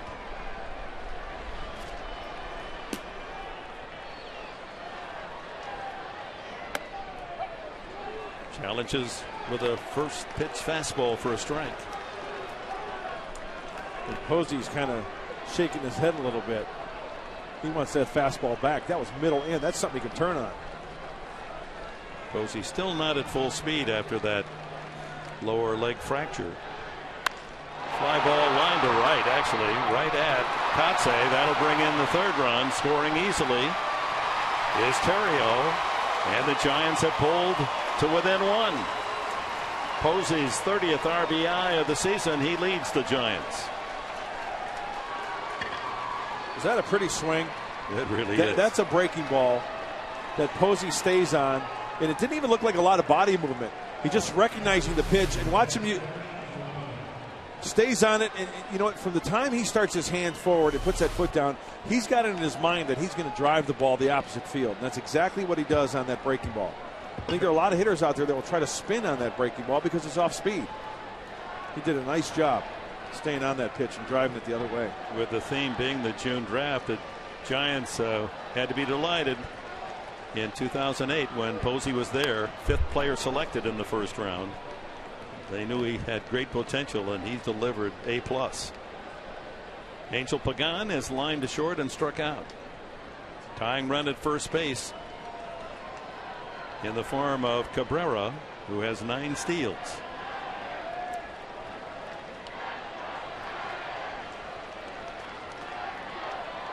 (4-3) the Padre lead.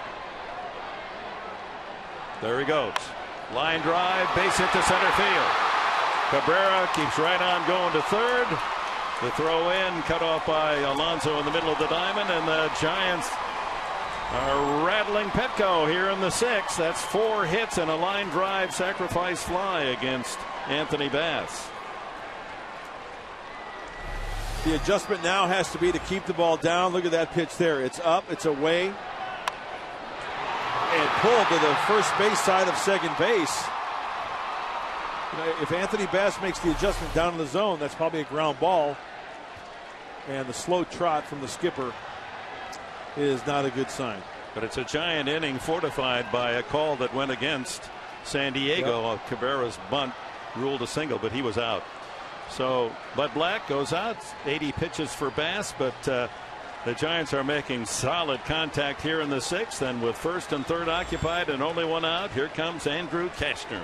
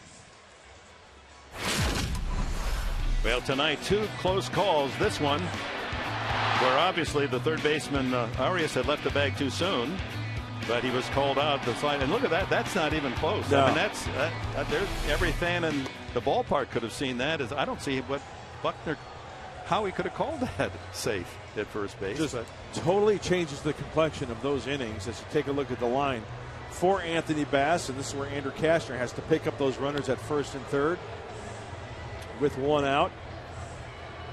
Elevating the baseball the last inning here in the 6th.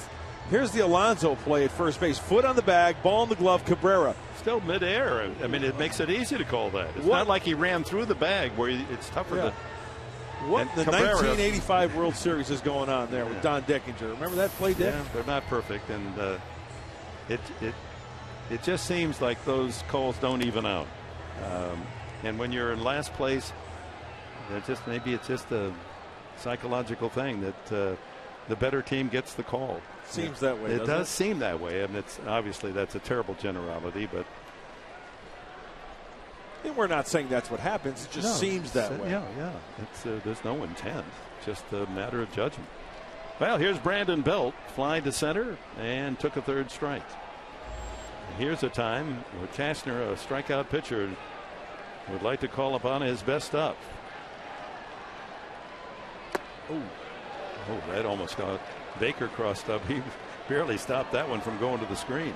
Hey, that's a 98-mile-an-hour fastball that's thrown on the other side of John Baker. Good luck picking that one. He did a nice job. Tying run, Cabrera, beneficiary of the call at first. He's over at third. Pagan at first. Fly ball left field. That's going to tie it up. Quinton with the catch. Cabrera with all that speed. It's 4-4. Now that's a gift run for the Giants. Inning should be over.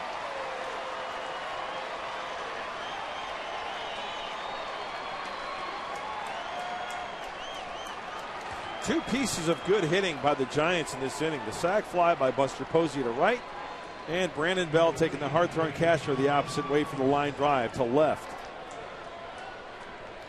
And it seems like for the Giants, Tim Lincecum has found his groove. Padres took advantage of him in the second inning with some bad pitches, but nothing going since that second. Here's Arias, ground out and a fly out. Pagan, 10 stolen bases, so he needs to be watched.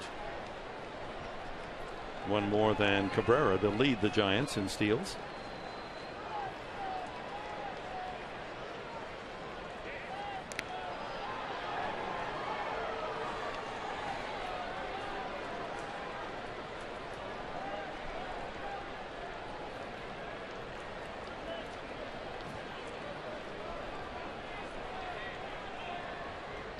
There he goes.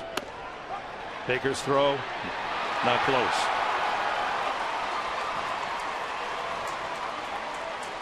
$11 steals now for Pagan this year. Not the greatest jump, and with a good fastball. Looks like John Baker just kind of works underneath that one, and the throw is off target. So the go-ahead score in position for the Giants with 2 outs here in the 6th. They've got 3 runs home. 99 on that fastball.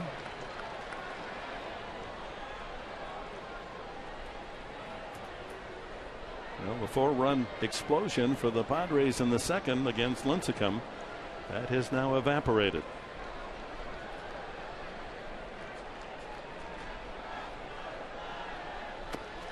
Chases the slider, 1-2. Oh, that was the 1-2 pitch. And down he goes. So Cashner able to stop the bleeding, but not until the Giants score 3 to tie.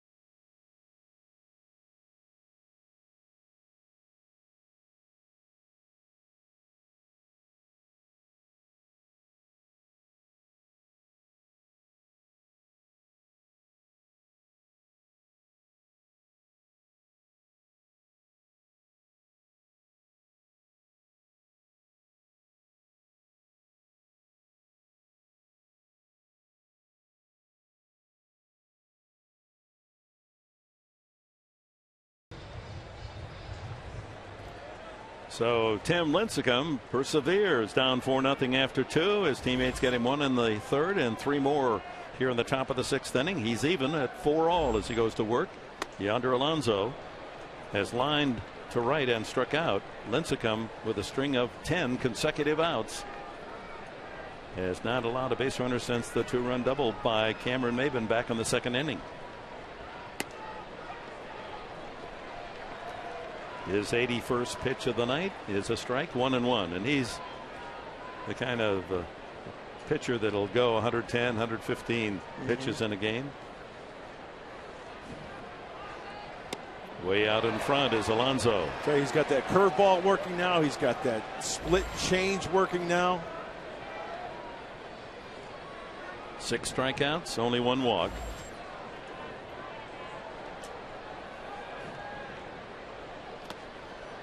Tried to get Alonso to chase with that split.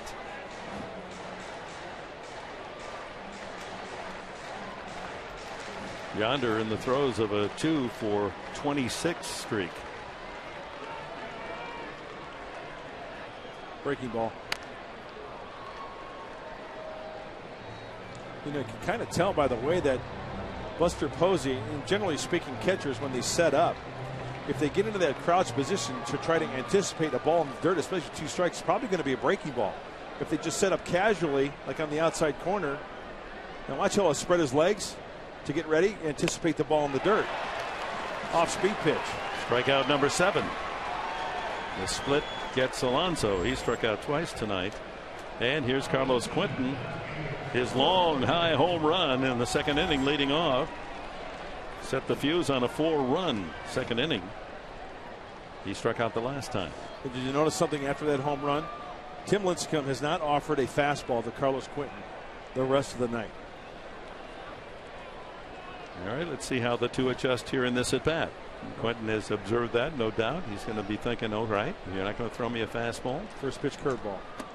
Outside, ball 1. So Quentin, 6 games for the Padres, 6-game hitting streak, 4 home runs, 8 runs batted in.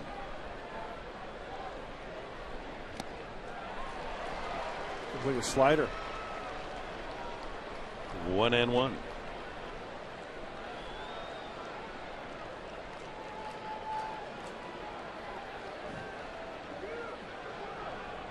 First time that Lincecum has faced Quentin this game.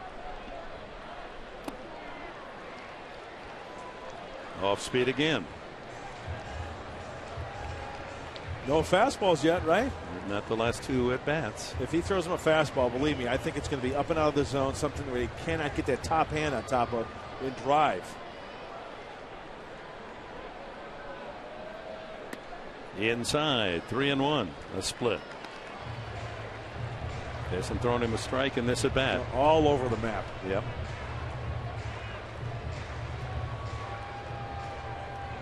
Yeah. Put yourself in Quentin's head here. What do you think he's looking for? 3-1. Well, it's got. I'm guessing off speed pitch. Yep. High split. If you're looking for it and you get a high splitter, that's the one you want to crack, huh? That's the one that he could have done some damage with. But Carlos thought it was high. He was on his way to first base. Called back by plate umpire Scott. The count is full. Line to left into the corner. He's got another extra base hit. Quentin on his way to second. My, oh my. His return to the lineup after such a long hiatus has been amazing. After the home run, nothing but off-speed pitches. This at-bat, first pitch curveball. Another breaking ball, a slider. Curveball, all over the map. East Coast, going down to the south, now hitting the East Coast. Now right in the Midwest, right around central Michigan. And then that one right there, right in the heart of Chicago, right in the middle of the map. And he makes it pay with a double down the left field line. So since rejoining the club, 5 games, he has 4 home runs and 4 doubles. Amazing. Headley, a chance to give the Padres the lead. Takes ball 1. A split. High that time. 1 out double by Quentin. John Baker's on deck. Headley, a double, scored in the second and fly to center the last time. Deep left center. 2-0. So Lincecum's pitch is coming up. And the velocity on the fastball, 91. And that's what will happen when you throw a lot of off-speed pitches, then you go back to the fastball. Fastball has a tendency to drop in velocity. Dave Righetti, the big ragu, pitching coach, going to the phones. Ooh, that went almost to the screen. Good block by Posey, and the count goes 3-0, almost as if he's pitching around Headley with first base open. John Baker on deck. Former Padre Clay Hensley, first to get up in the Giant pen.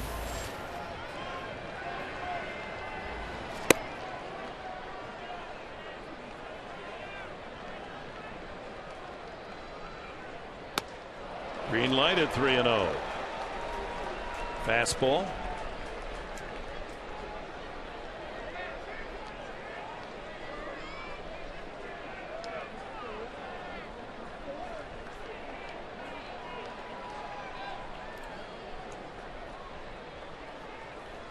Both dugouts on the phone.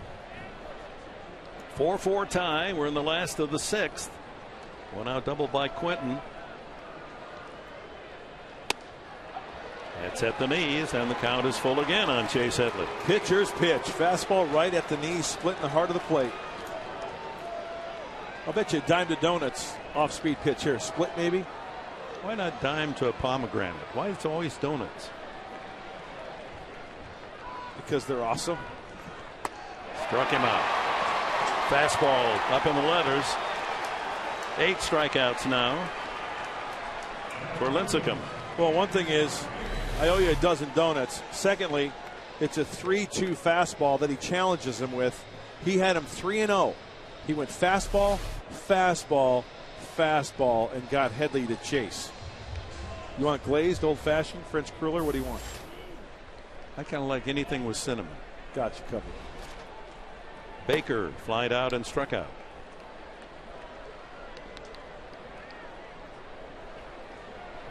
In the dirt, and not far enough for Quinton to advance. The ball rolling right toward third base. Baker looking for his 6th RBI. It would give the Padres the lead here in the last of the 6th. Typical tight contest between these two rivals in the National League West.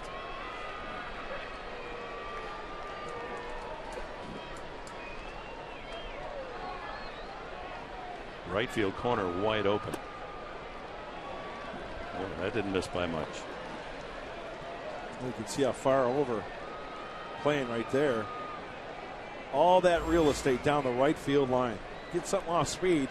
Just pop it over the first baseman's head. Yep.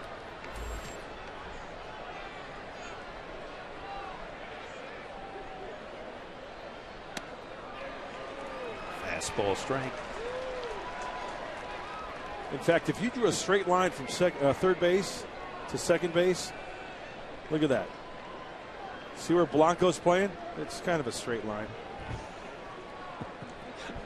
Sorry, I've had like 8 cups of coffee. That has nothing to do with it.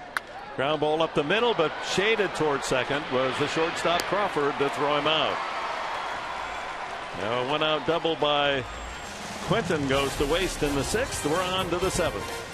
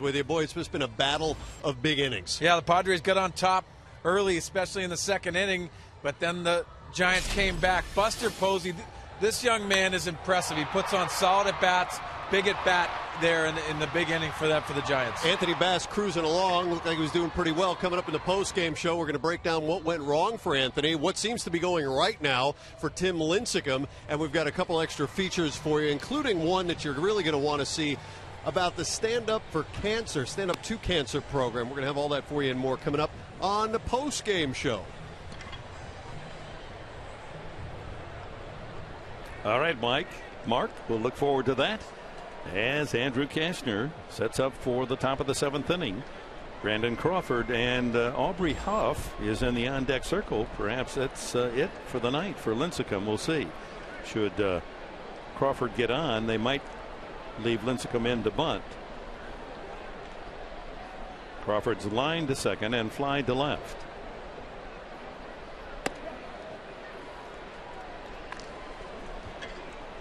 Hey, Dick, I know we talked about the draft earlier, and I think it's worth noting, with players that the Padres have acquired via trade or homegrown Padres, kind of something interesting happened in the minor leagues tonight. Yasmani Grandal homered with Jed Jerko on base in the same inning that Jerko hit a grand slam tonight. So the youngsters, they hit around and around. Yeah, swinging the hot bats in the minor leagues. 2-1 now on the changeup. Jed Jerko, and of course, Grandal, who was here for one game, got an at bat, and they're part of the future. Yeah.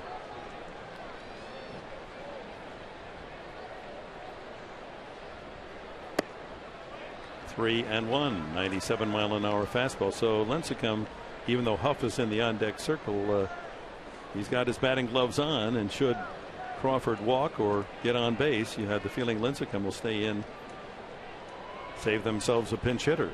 They'll play the sacrifice. Swing and a miss. Changeup. That's become a good pitch for Andrew Kashner. You got a hitter out there thinking 100 miles an hour. Then you pull the string with the 100-mile-an-hour arm action, and then the changeup comes up at 89. Good luck.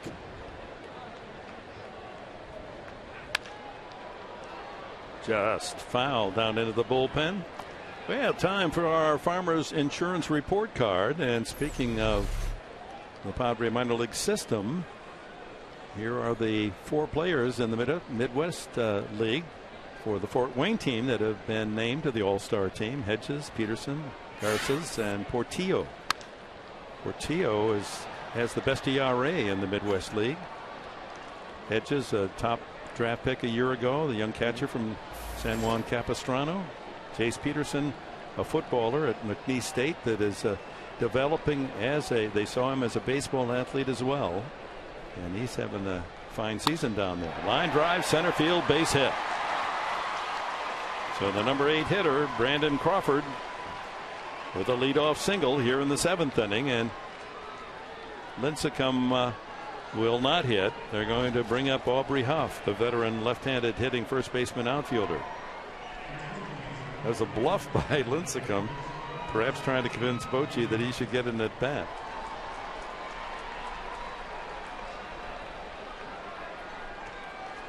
Terrific turnout on this Tuesday night. 30,000. 662. 4-4 tie. Giants only 3 games behind the Dodgers at the start tonight, trying to rally from 4-0 down. Dodgers rallied late at Philadelphia and squeezed out a 2-1 win against the Phils. That game on the board. Out in front, a wild wave by Huff and changeup.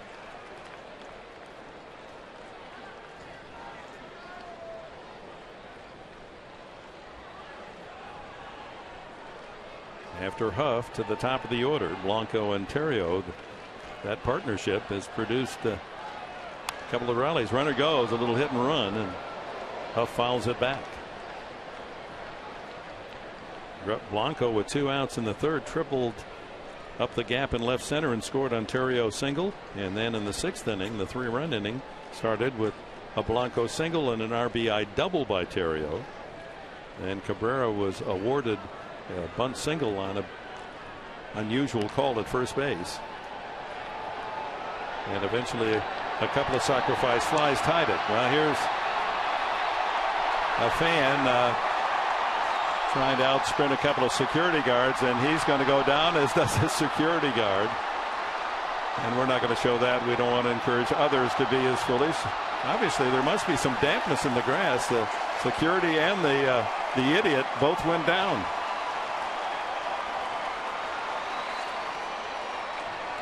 For the life of me, I can't imagine why. Why? Well, he'll be run off the field and as fast as possible. And hopefully the fans are cheering the security and not the character. Oh, he'll be spending the night in the slammer. Turn to the right, turn to the left. Time for fingerprinting. Want you to meet your friend here, Bubba.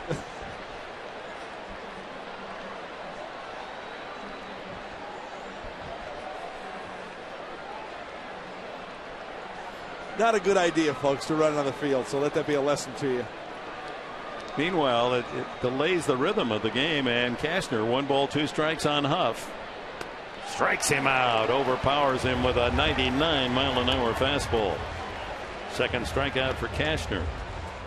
He just challenged him, came right after him. I think John Baker was even up in the crouch a little bit. It's almost like he wanted him to throw it up and in to tie him up a little bit. Right down the middle, cannot catch up to it. 2 strikeouts to Kashner, 4 logged by the starter Anthony Bass. Top of the order, Blanco, 2 for 3. Think about this Giants team, and they've added 3 players that are really contributed offensively. Gregor Blanco, man they got from Kansas City, Melky Cabrera, who's tearing up the National League, and Angel Pagan from the Mets. All 3 of those left-handed bats delivering. I mean, you hope to get production from 1 or 2, but all 3.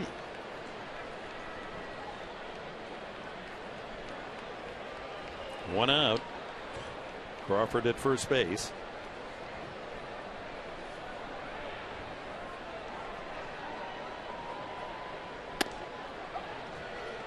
Fastball on the inside edge at 98.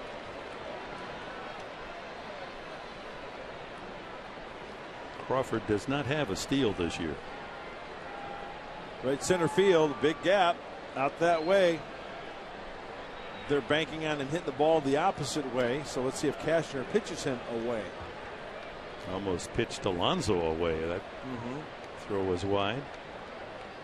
But we have a quick moment here. I want to congratulate the San Diego Tourist Association and one of the major attractions here in our great city, the USS Midway. In the last year, more than 1 million tourists visited the Midway. What a great record visit. That's awesome. Part of our character, community, history, and makes it fun to come to visit here. Up high, and a lot of folks from San Francisco. Darren Smith on our radio outlet for Padres baseball, XX90. I heard him on the way to the park say he went over to the hotel that adjacent to the ballpark and said nothing but San Francisco Giant fans from the lobby. And what is happening is folks are having trouble getting a ticket at San Francisco. They're sold out every game. Hey, it's not inexpensive to fly down here, have a nice 2 or 3 days, see the Giants, buy a ticket here at Petco, see a great ballpark, and root for your home team. Nice thing about those folks, they pay a same price as the Padres fans. Click those turnstiles. Swing and a miss. Runner goes. Baker's throw is offline. And Crawford has his first steal of the season.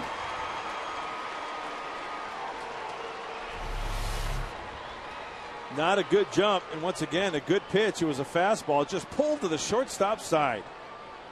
And how close was it as far as Crawford oversliding the bag? Forsythe trying to knock his hand off the bag. Yep. And he, by a fingernail, clings to the stolen base. The count is 2-2 now to Blanco. So he and Terrio will have a chance to break this 4-4 tie.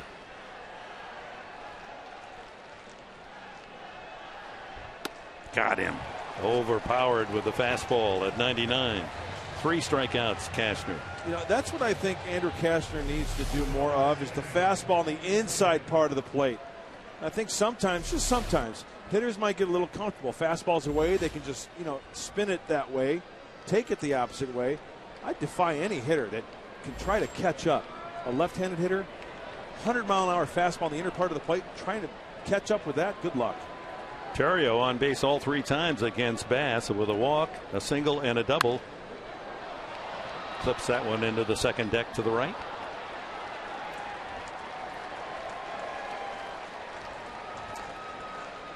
Hey, enjoy a Padres game with your friends, and you can save with Bud's Night Out. When you buy one Padres ticket, you can get a second ticket half off. Bring your friend Bubba to the game on select games and seating areas that are selected. Get your tickets today, Padres.com/on-deck.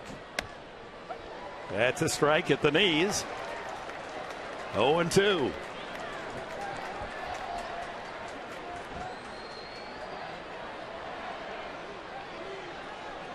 Terrio walked in the first, RBI single in the third, RBI double, and scored himself in the sixth. Crawford away from second. 2-strike pitch. He's got a huge lead.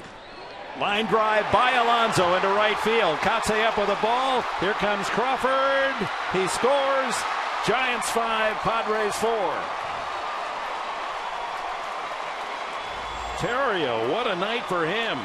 A walk, and 3 times he's knocked in a run. Twice with singles and another with a double. The stolen base playing a big part of this inning. 3 RBI night for Ryan Terrio. That was just a high fastball. It takes the other way. He knows that Cashner throws 100 miles an hour just out of the reach of Yonder Alonso. A great effort, and then the race was on. The test of Kotsay's arm and the speed of Brendan Crawford. Crawford wins that race. Tim Flannery, the former Padre, waving him home from his third base coaching spot. Get this, fans. Terrio, here we are in June, comes into the game with 4 RBIs. He's knocked in 3 tonight. Cabrera, that's aimed right at Quinton.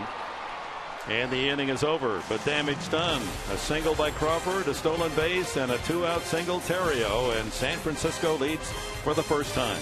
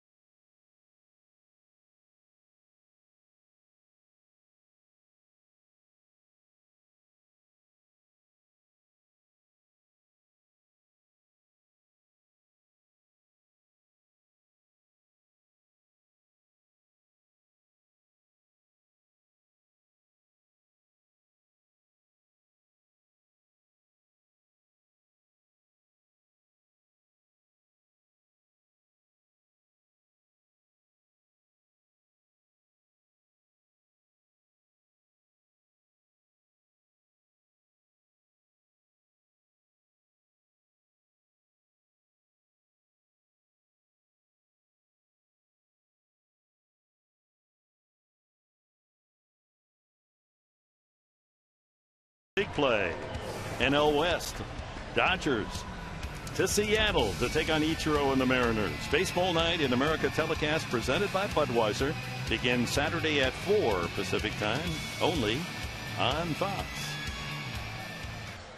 Padres and the Milwaukee Brewers will precede that here on Fox Sports San Diego. So Tim Lincecum with some terrific support after giving up a 4-0 lead. His teammates battle back at 1 in the third, 3 in the sixth, and another in the seventh with Ryan Terrio in the middle of all of it. Clay Hensley comes in to pitch in the last of the seventh inning. Lower third of the order, Forsythe, Cabrera, and Bass for the Padres. Well, we all know Clay Hensley, fastball, and he tries to sink that fastball. Curveball split and a slider. He's a guy that has to rely on location and work for the ground ball early, because he only tops out about 90 miles an hour, always working from the stretch. Opposing hitters have had trouble making contact with him. He's allowed only a .208 batting average this year. And the first pitch to Forsythe, a strike. Logan has walked and he struck out tonight. Lincecum finished 6 innings, 4 runs all earned, 5 hits, 1 walk, 8 strikeouts. Well, he found a groove, didn't he? He sure did after that second inning, 4-run inning. Ripped into left field. Forsythe with a leadoff single. Greets Hensley. I really like this kid, and I'm really happy for him that he's back healthy and at the big league level. He's got a short, compact, quick swing. The guy's a gamer. He's versatile. He can play anywhere in the infield. He's strong. And he just got a big league knock. He's now 3 for 5 since rejoining the Padres after the surgery on the foot. Cabrera, RBI single in the second, part of that 4-run inning for the Padres. And anticipating the bunt right there at third base. Got Arias coming in closely and loosening up the arm as well.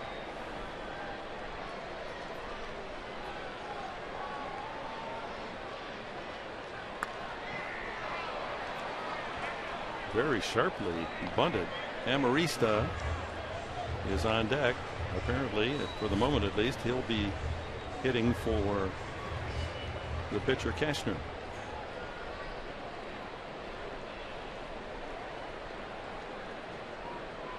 Well, they play Cabrera dangerously shallow. He's got more power than that. But they're looking bunt, and the bunt is foul again. So here's a man who really is a good bunter and can bunt for base hits, unable to get the ball in fair territory on the first 2 tries. Trying to make too good of a bunt. First of all, you don't want to be bunting it to the third baseman in the first place. You want to draw the other way. Exactly. You know, Forsythe has got decent speed to where as soon as he sees that ball hit the ground, he's off and running. So it does not have to be a perfect bunt.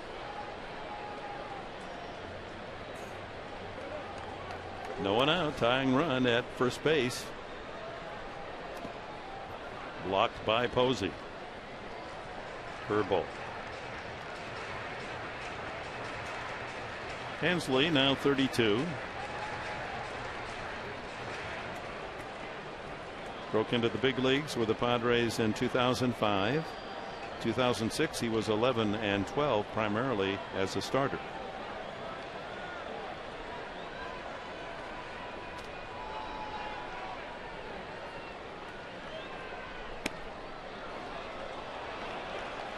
Tailing away 2-2.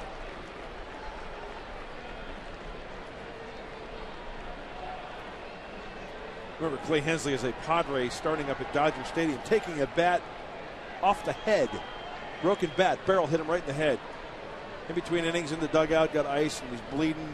Went back out there, pitched a couple more innings. Misses away again, trying to nip that outside corner. Full count now to Cabrera.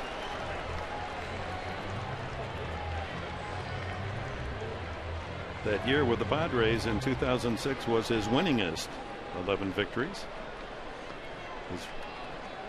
With Florida the last 2 years, mostly in relief, an occasional start.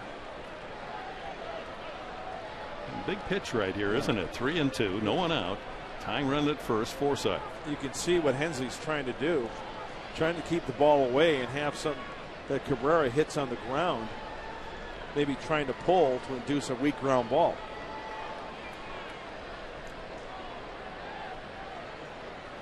Runner goes inside, ball 4.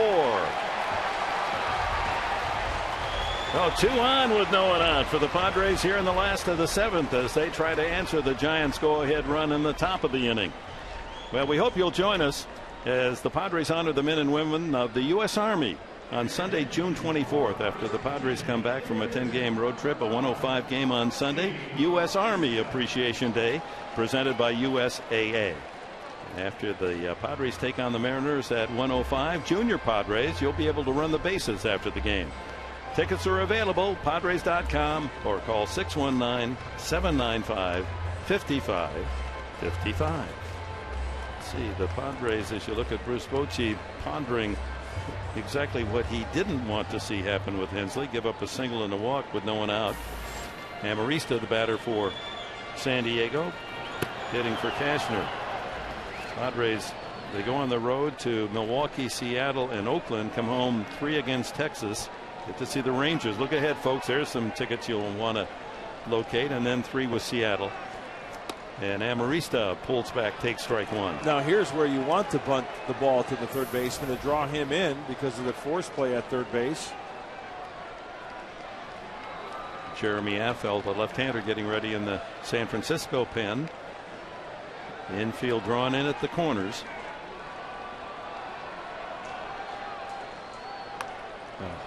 2 strikes. So both Cabrera and Amarista unsuccessful bunting.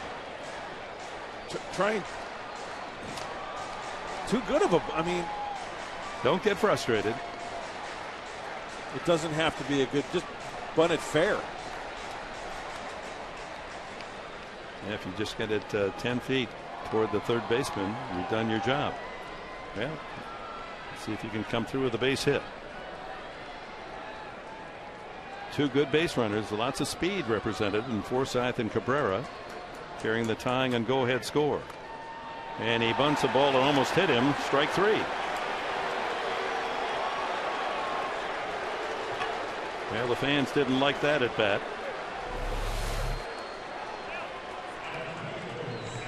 I didn't either.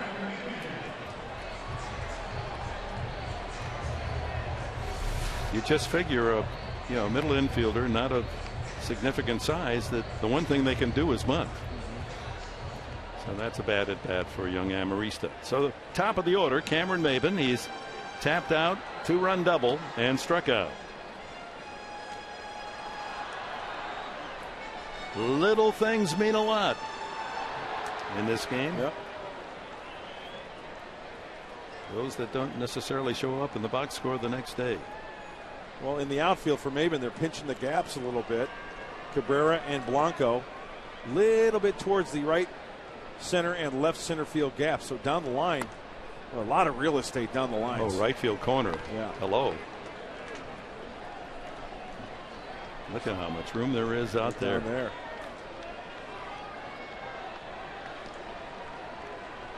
And right fielder Blanco is very shallow as well. 2 on with 1 out. Strike. It's a little 2-seam fastball at 86. Clay Hensley relies on that 2-seamer to try to get a grounder. Got to make him try to get that 2-seamer up.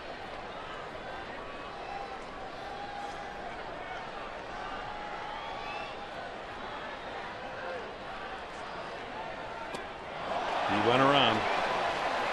Curveball at 67 miles an hour. Almost as if Cameron was guessing. Once you start that shillelagh, really tough to stop it. The momentum going towards the pitcher. No chance on that one.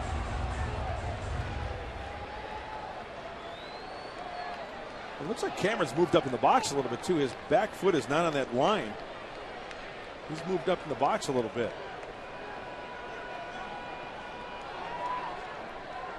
Struck him out. Another curveball. So Hensley, after giving up the single to Forsythe and the walk to Cabrera, gets Amarista getting in the pitcher's spot to fail to bunt, strikes out, and now Maben out swinging. A couple of strikeouts for Hensley, and it's up to veteran Mark Kotsay. He's lined to center, fly to left, and grounded to second tonight.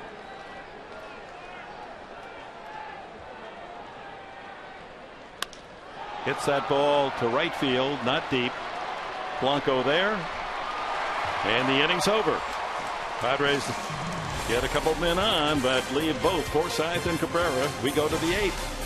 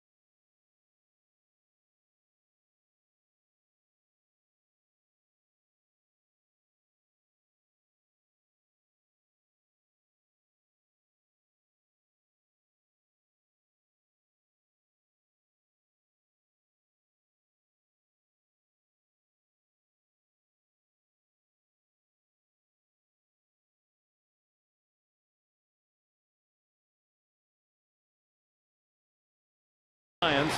Brian Terrio in the thick of all of the scoring tonight.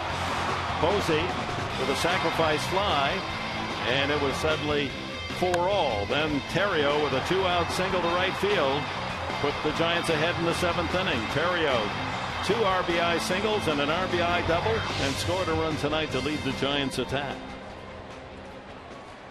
Dale Thayer comes in to work the top of the 8th inning. Posey, Pagan, and Belt to bat for San Francisco.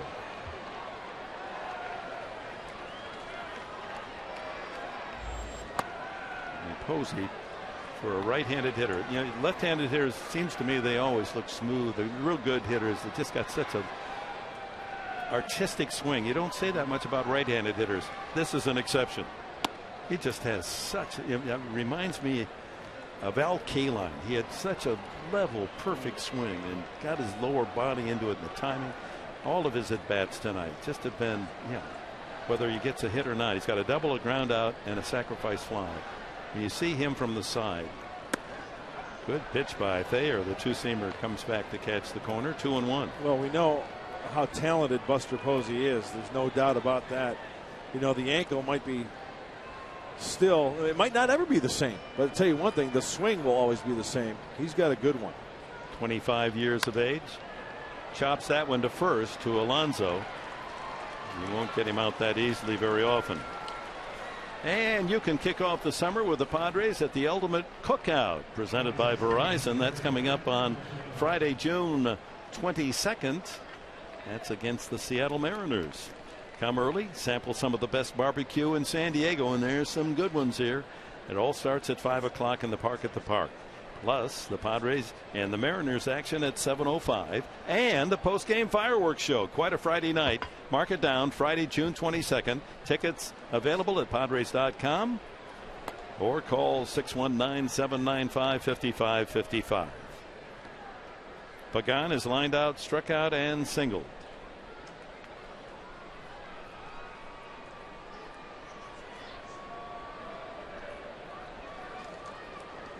Headley drawn in at the edge of the grass at third. Pagan likes to bunt, and then he takes that wild wave. 1-1 the count. Well, the last time out for Dale Thayer, as you take a look at the defense, the Padres playing against Pagan. It was a rough one. It was that last day in Chicago, the game winner off the bat of Darwin Barney. So Dale Thayer trying to bounce back here at home. 1 ball, 2 strikes to Pagan. Well, we welcome the new member of that bullpen, signed over the weekend, Ross Ohlendorf. Was pitching for Pawtucket, Red Sox top farm club. That's going to be a tough play with the speed of Pagan. No way they can get him. Thrown away, but not enough for any advance. No chance at all there for Cabrera. Game try, but once that ball kangarooed off home plate that high with the speed of Pagan, you knew that was going to be an infield hit. Yeah, and that's where Cabrera, you know, he's been around for a while now, up into the big league level. That's one where he should just grab it, not even throw it, right? If that thing takes a bad hop, goes up in the stands, it's a different story. He knows there's no way to get that runner. Tuck it in your back pocket. That's right. Sometimes the plays, the best plays are the plays you don't make. And just hold on to it. So Pagan, who started the game with a 12-game hitting streak, keeps it alive with that infield hit. He had a single earlier, so the streak was on to tomorrow nevertheless, but he adds with an infield hit. Brandon Belt, sacrifice fly the last time that tied the game at 4 back in the 6th inning.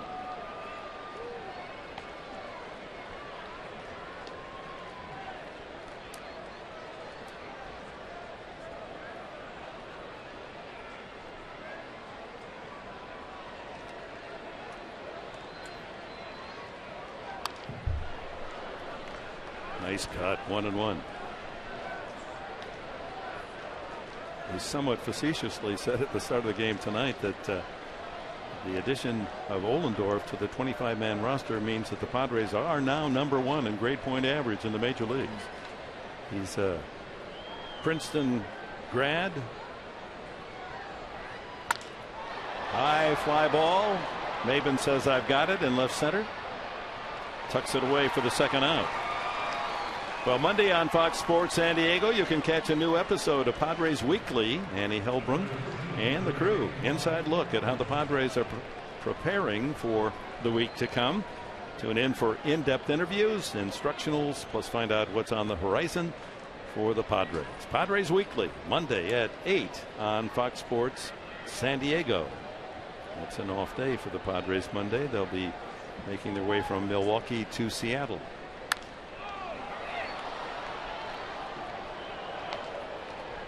Arias has grounded out, flied out, and struck out.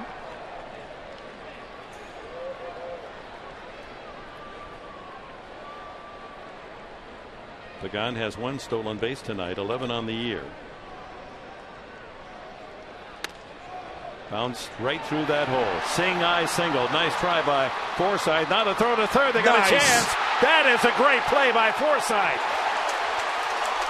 What a play. He knew he couldn't get the runner at first base. Wheels and throws a laser strike over to Headley for the out. Well done. Instinct. Now this is a baseball play.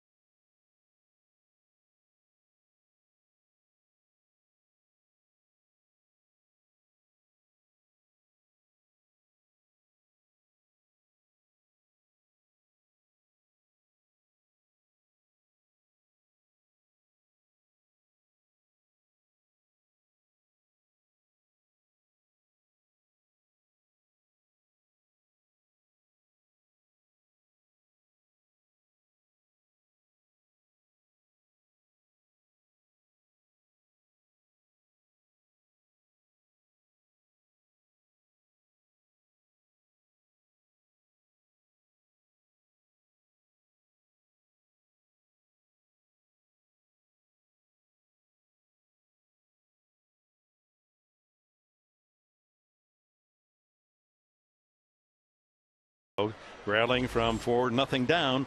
Let's go back to that last play. Brilliantly done by a young player. So instinctive. Fires to third as if he had eyes in the back of his head. Here's the tag. Bruce Bochy thought his runner was safe. He came out to argue between innings. A close call there at third.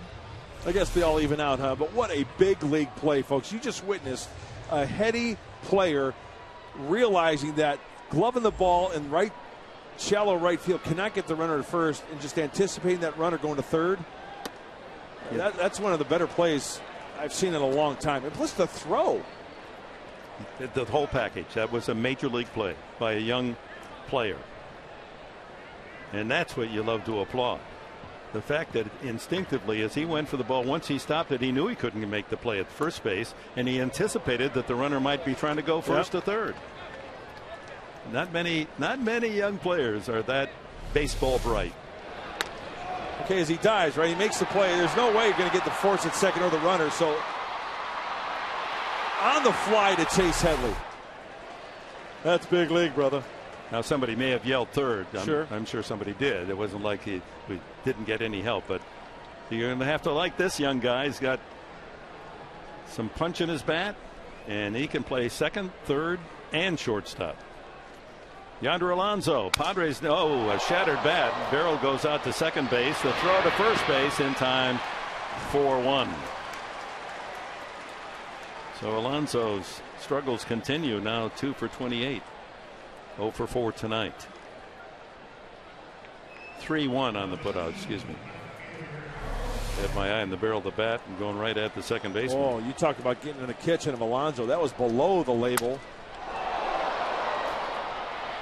Jeremy Affeldt in the pitch here in the 8th inning, covering at first base.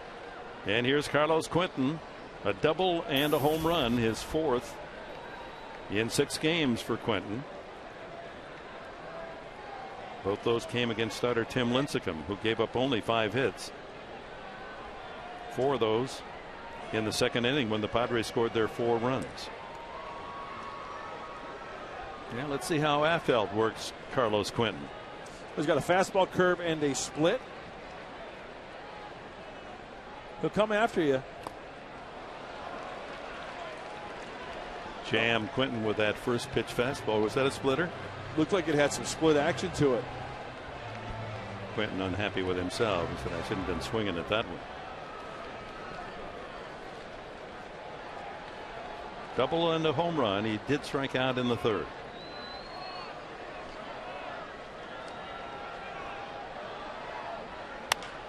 That one hit to center field, hit well. Pagan back, and he's done it again. Oh. Touch 'em all, Carlos Quentin. He ties it up at 5.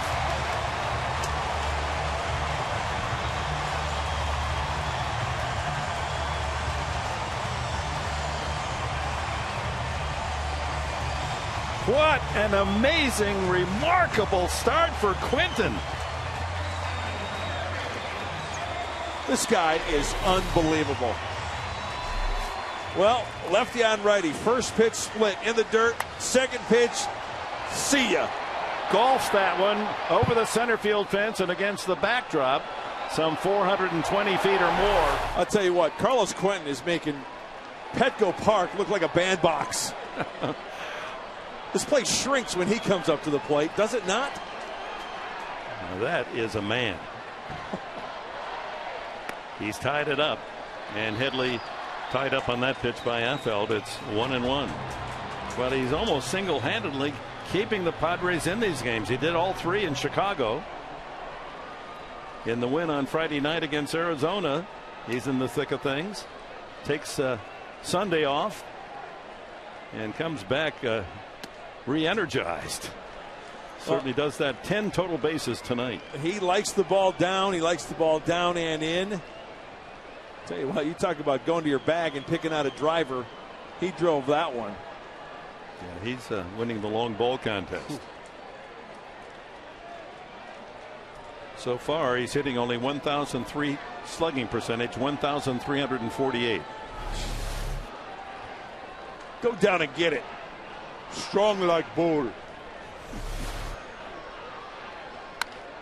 Sharply hit and gloved by Arias at 3rd. Took a hit away from Headley.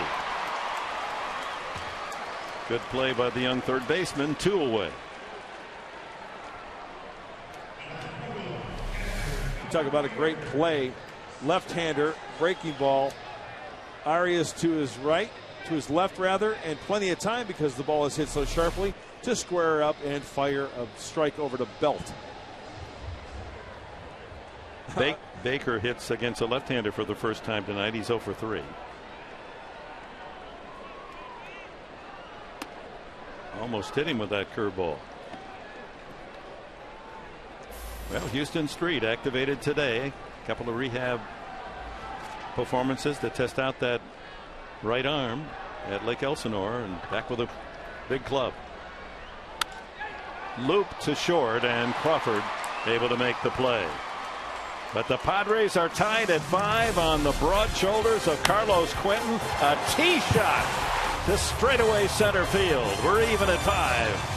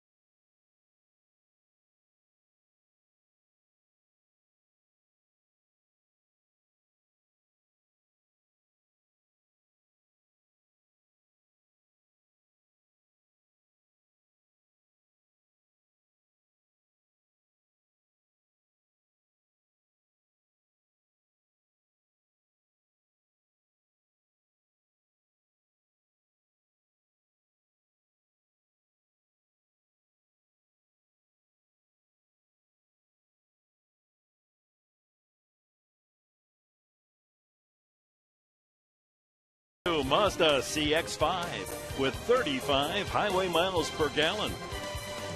And by Acura. Acura Advance. Downtown San Diego on this Tuesday night. And here at Petco Park, fans have had a chance to witness the power of the former Stanford star. University of Uni High here in San Diego. Carlos Quentin. Wow. 2 home runs and a double. It's been fun to watch. The Padres trying to do something that no other team in the National League or baseball has done this year to the Giants. The Giants, when they lead after 7 innings, are 26-0. On the strength of Quentin's second home run tonight, Padres are even at 5. Try to put a 1 in that column instead of all San Francisco victories. Up to Houston Street. Comes back from the DL. Finally, Bud Black getting the players that he counted upon back in spring training. He'll face Brandon Crawford. Singled the lead off the 7th and scored the go-ahead run for the Giants. Pitcher spot to follow, and Nate Scherholtz is on deck. And then the top of the order, Blanco.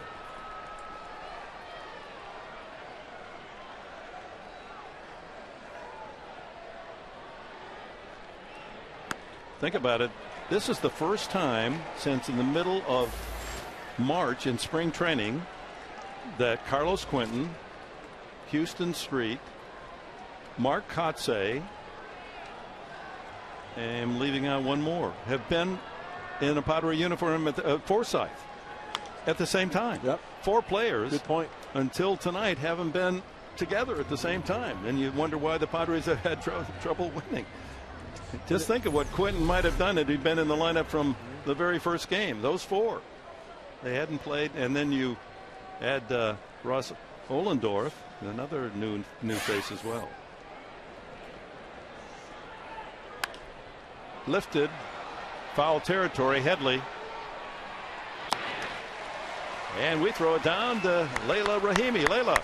We talked to Houston Street before the game, Dick, and he could not be happier about being able to play today. He said that sometimes those lat injuries can actually take longer to rehab. So he was excited that his was able to heal properly, and he got those 2 rehab starts at Lake Elsinore, which he said really helped him just be able to get the dust off. And the word he used when he got on the DL was frustrated, and the word he used when we talked to him was excited. Happy guy to be on the mound right now, and you're seeing it.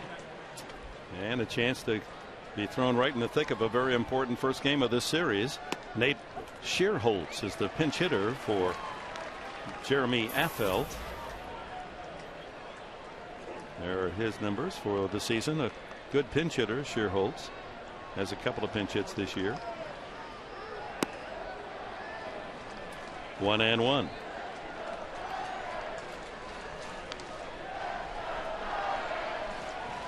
Five tie in the top of the 9th inning. Misses outside. 2-1. Man,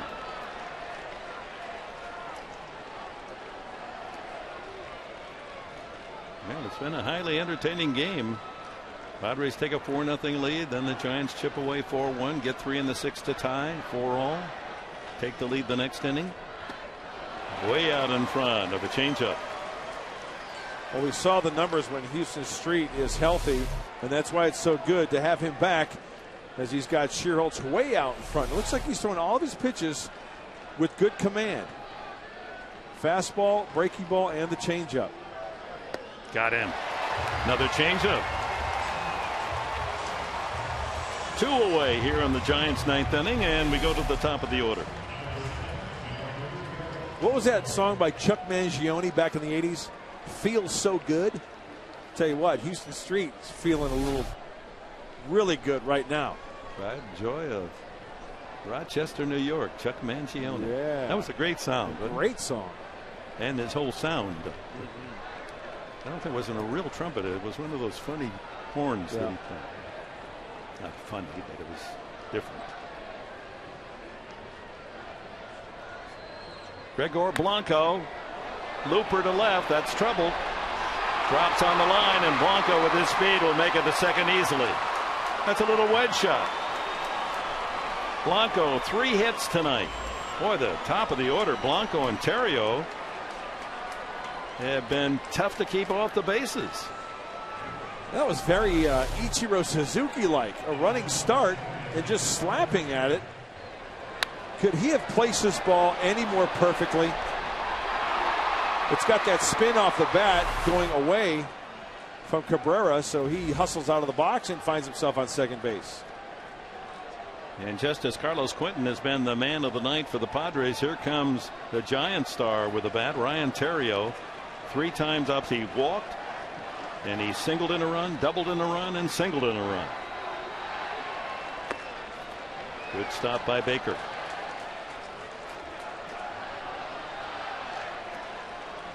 Looking ahead to the bottom of the 9th inning, the Padres have the lower third scheduled, Forsythe, Cabrera, and the pitcher's spot.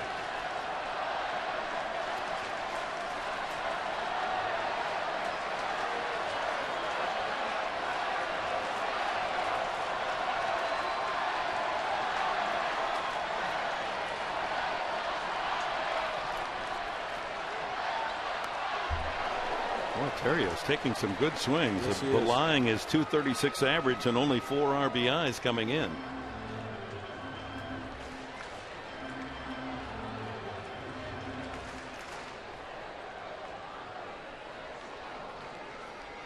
Two outs here in the top of the 9th of a tie game.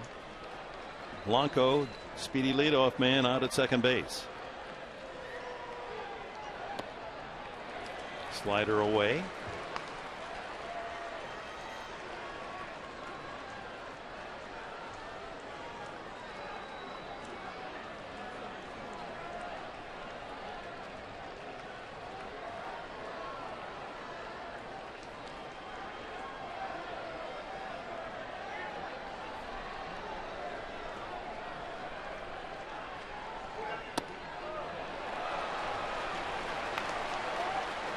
Three and one. Well, we know that Terrio will go to right field with the best of them. He'll fight that pitch off and try to punch that ball to the right side and try to score that run. And it looks like the last couple of pitches, he might be throwing an off-speed pitch here because there is a base open. Yeah, but then you have to pitch to the league's leading hitter, Melky Cabrera. He's trying to make him fish for a slider, but Terrio's not biting. 2 out running bloop double by Blanco.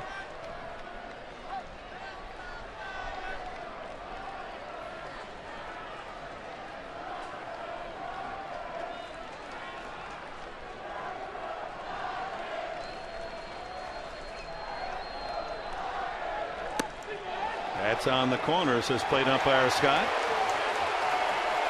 Slider. Might have gotten the call there. Absolutely right. Terrio didn't like it. Fox Tracks had it just a little bit off the plate, but sometimes you're going to get that call. Full count to Terrio. Padre fans trying to out-yell the Giant faithful.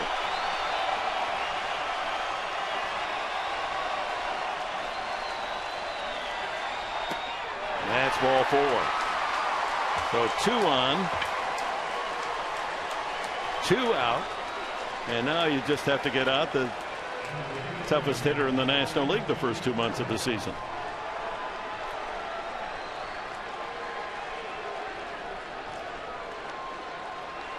Switch hitting Cabrera, hitting .342 from the left side. You bring in a left-hander. He's hitting .422 from the right side. And the bottom line is he's just locked in right now. Hitting in Pablo Sandoval's spot, the third hole in the order. Tonight he struck out, grounded out against Anthony Bass, credited with a bunt single, although the replay shows he was clearly out. And he's lined to left. Alex Hinshaw, ex-Aztec, getting ready in a hurry.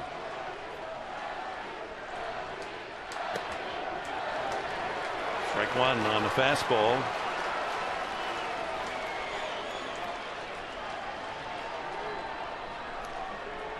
I think Houston Street's thinking to himself, that was too, even though he was taking, that was too good of a first pitch fastball. It really was. Outer third, it caught way too much of the plate, according to Houston Street. Yeah, look at that. Almost the middle of the plate. Slider over but low. Blanco at second. Terrio at first. 2 gone here in the top of the 9th. Knotted at 5.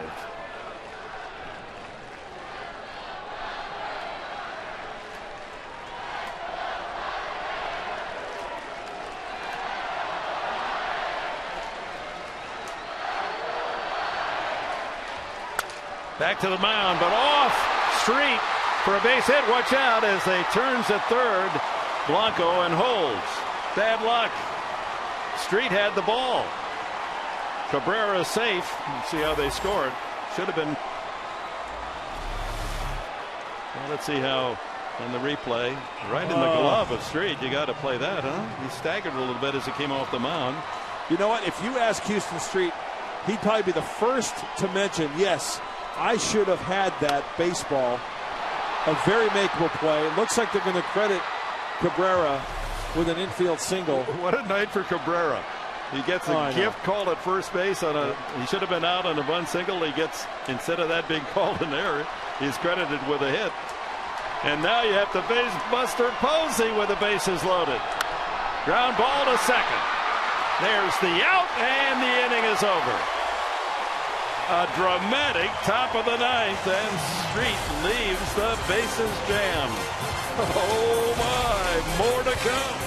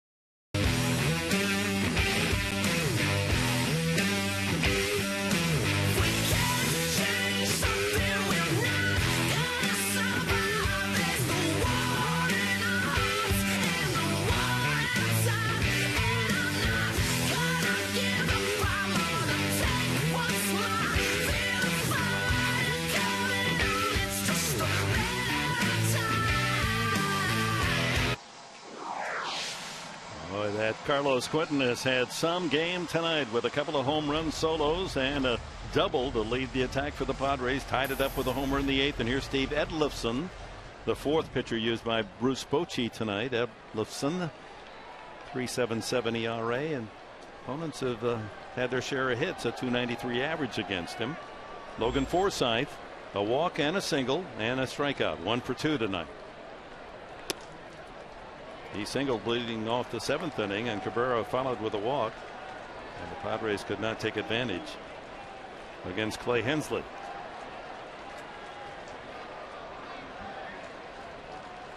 Five tie, bottom of the 9th. That ball's hit well to left field. It may be. Touch 'em all. Walk-off homer for Logan Forsythe.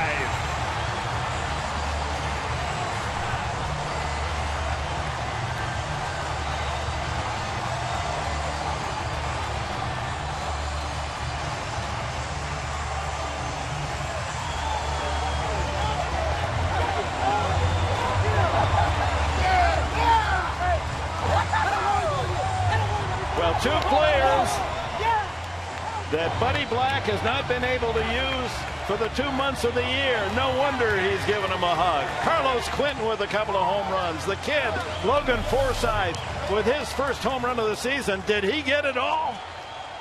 And the Padres have a hard-earned 6-5 victory. And in light of the statistics of the bullpen of the Giants not allowing any team to beat them, 26-0, the Padres, Quentin in the 8th, Forsythe in the 9th, and that empties the dugout.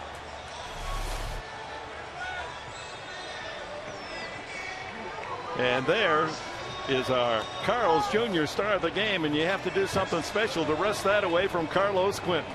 Logan Forsythe did it with the leather tonight. He did it with the wood. Just an all-around great night in the big leagues for the healthy second baseman. Buddy Black was one of the first ones out of the dugout. That's what this Padre team needs. Carlos Quentin, some pop. Logan Forsythe, a gamer, puts a pop into one, and the Padres go home happy tonight. Yeah, Buddy Black finally working with all his soldiers. This may have been the most exciting win of the season for the Padres. Layla. I'm joined by Logan Forsythe. First pitch, you liked what you saw. What was it? That was a sinker in. Just trying to get the head out. Luckily, I caught it pretty good.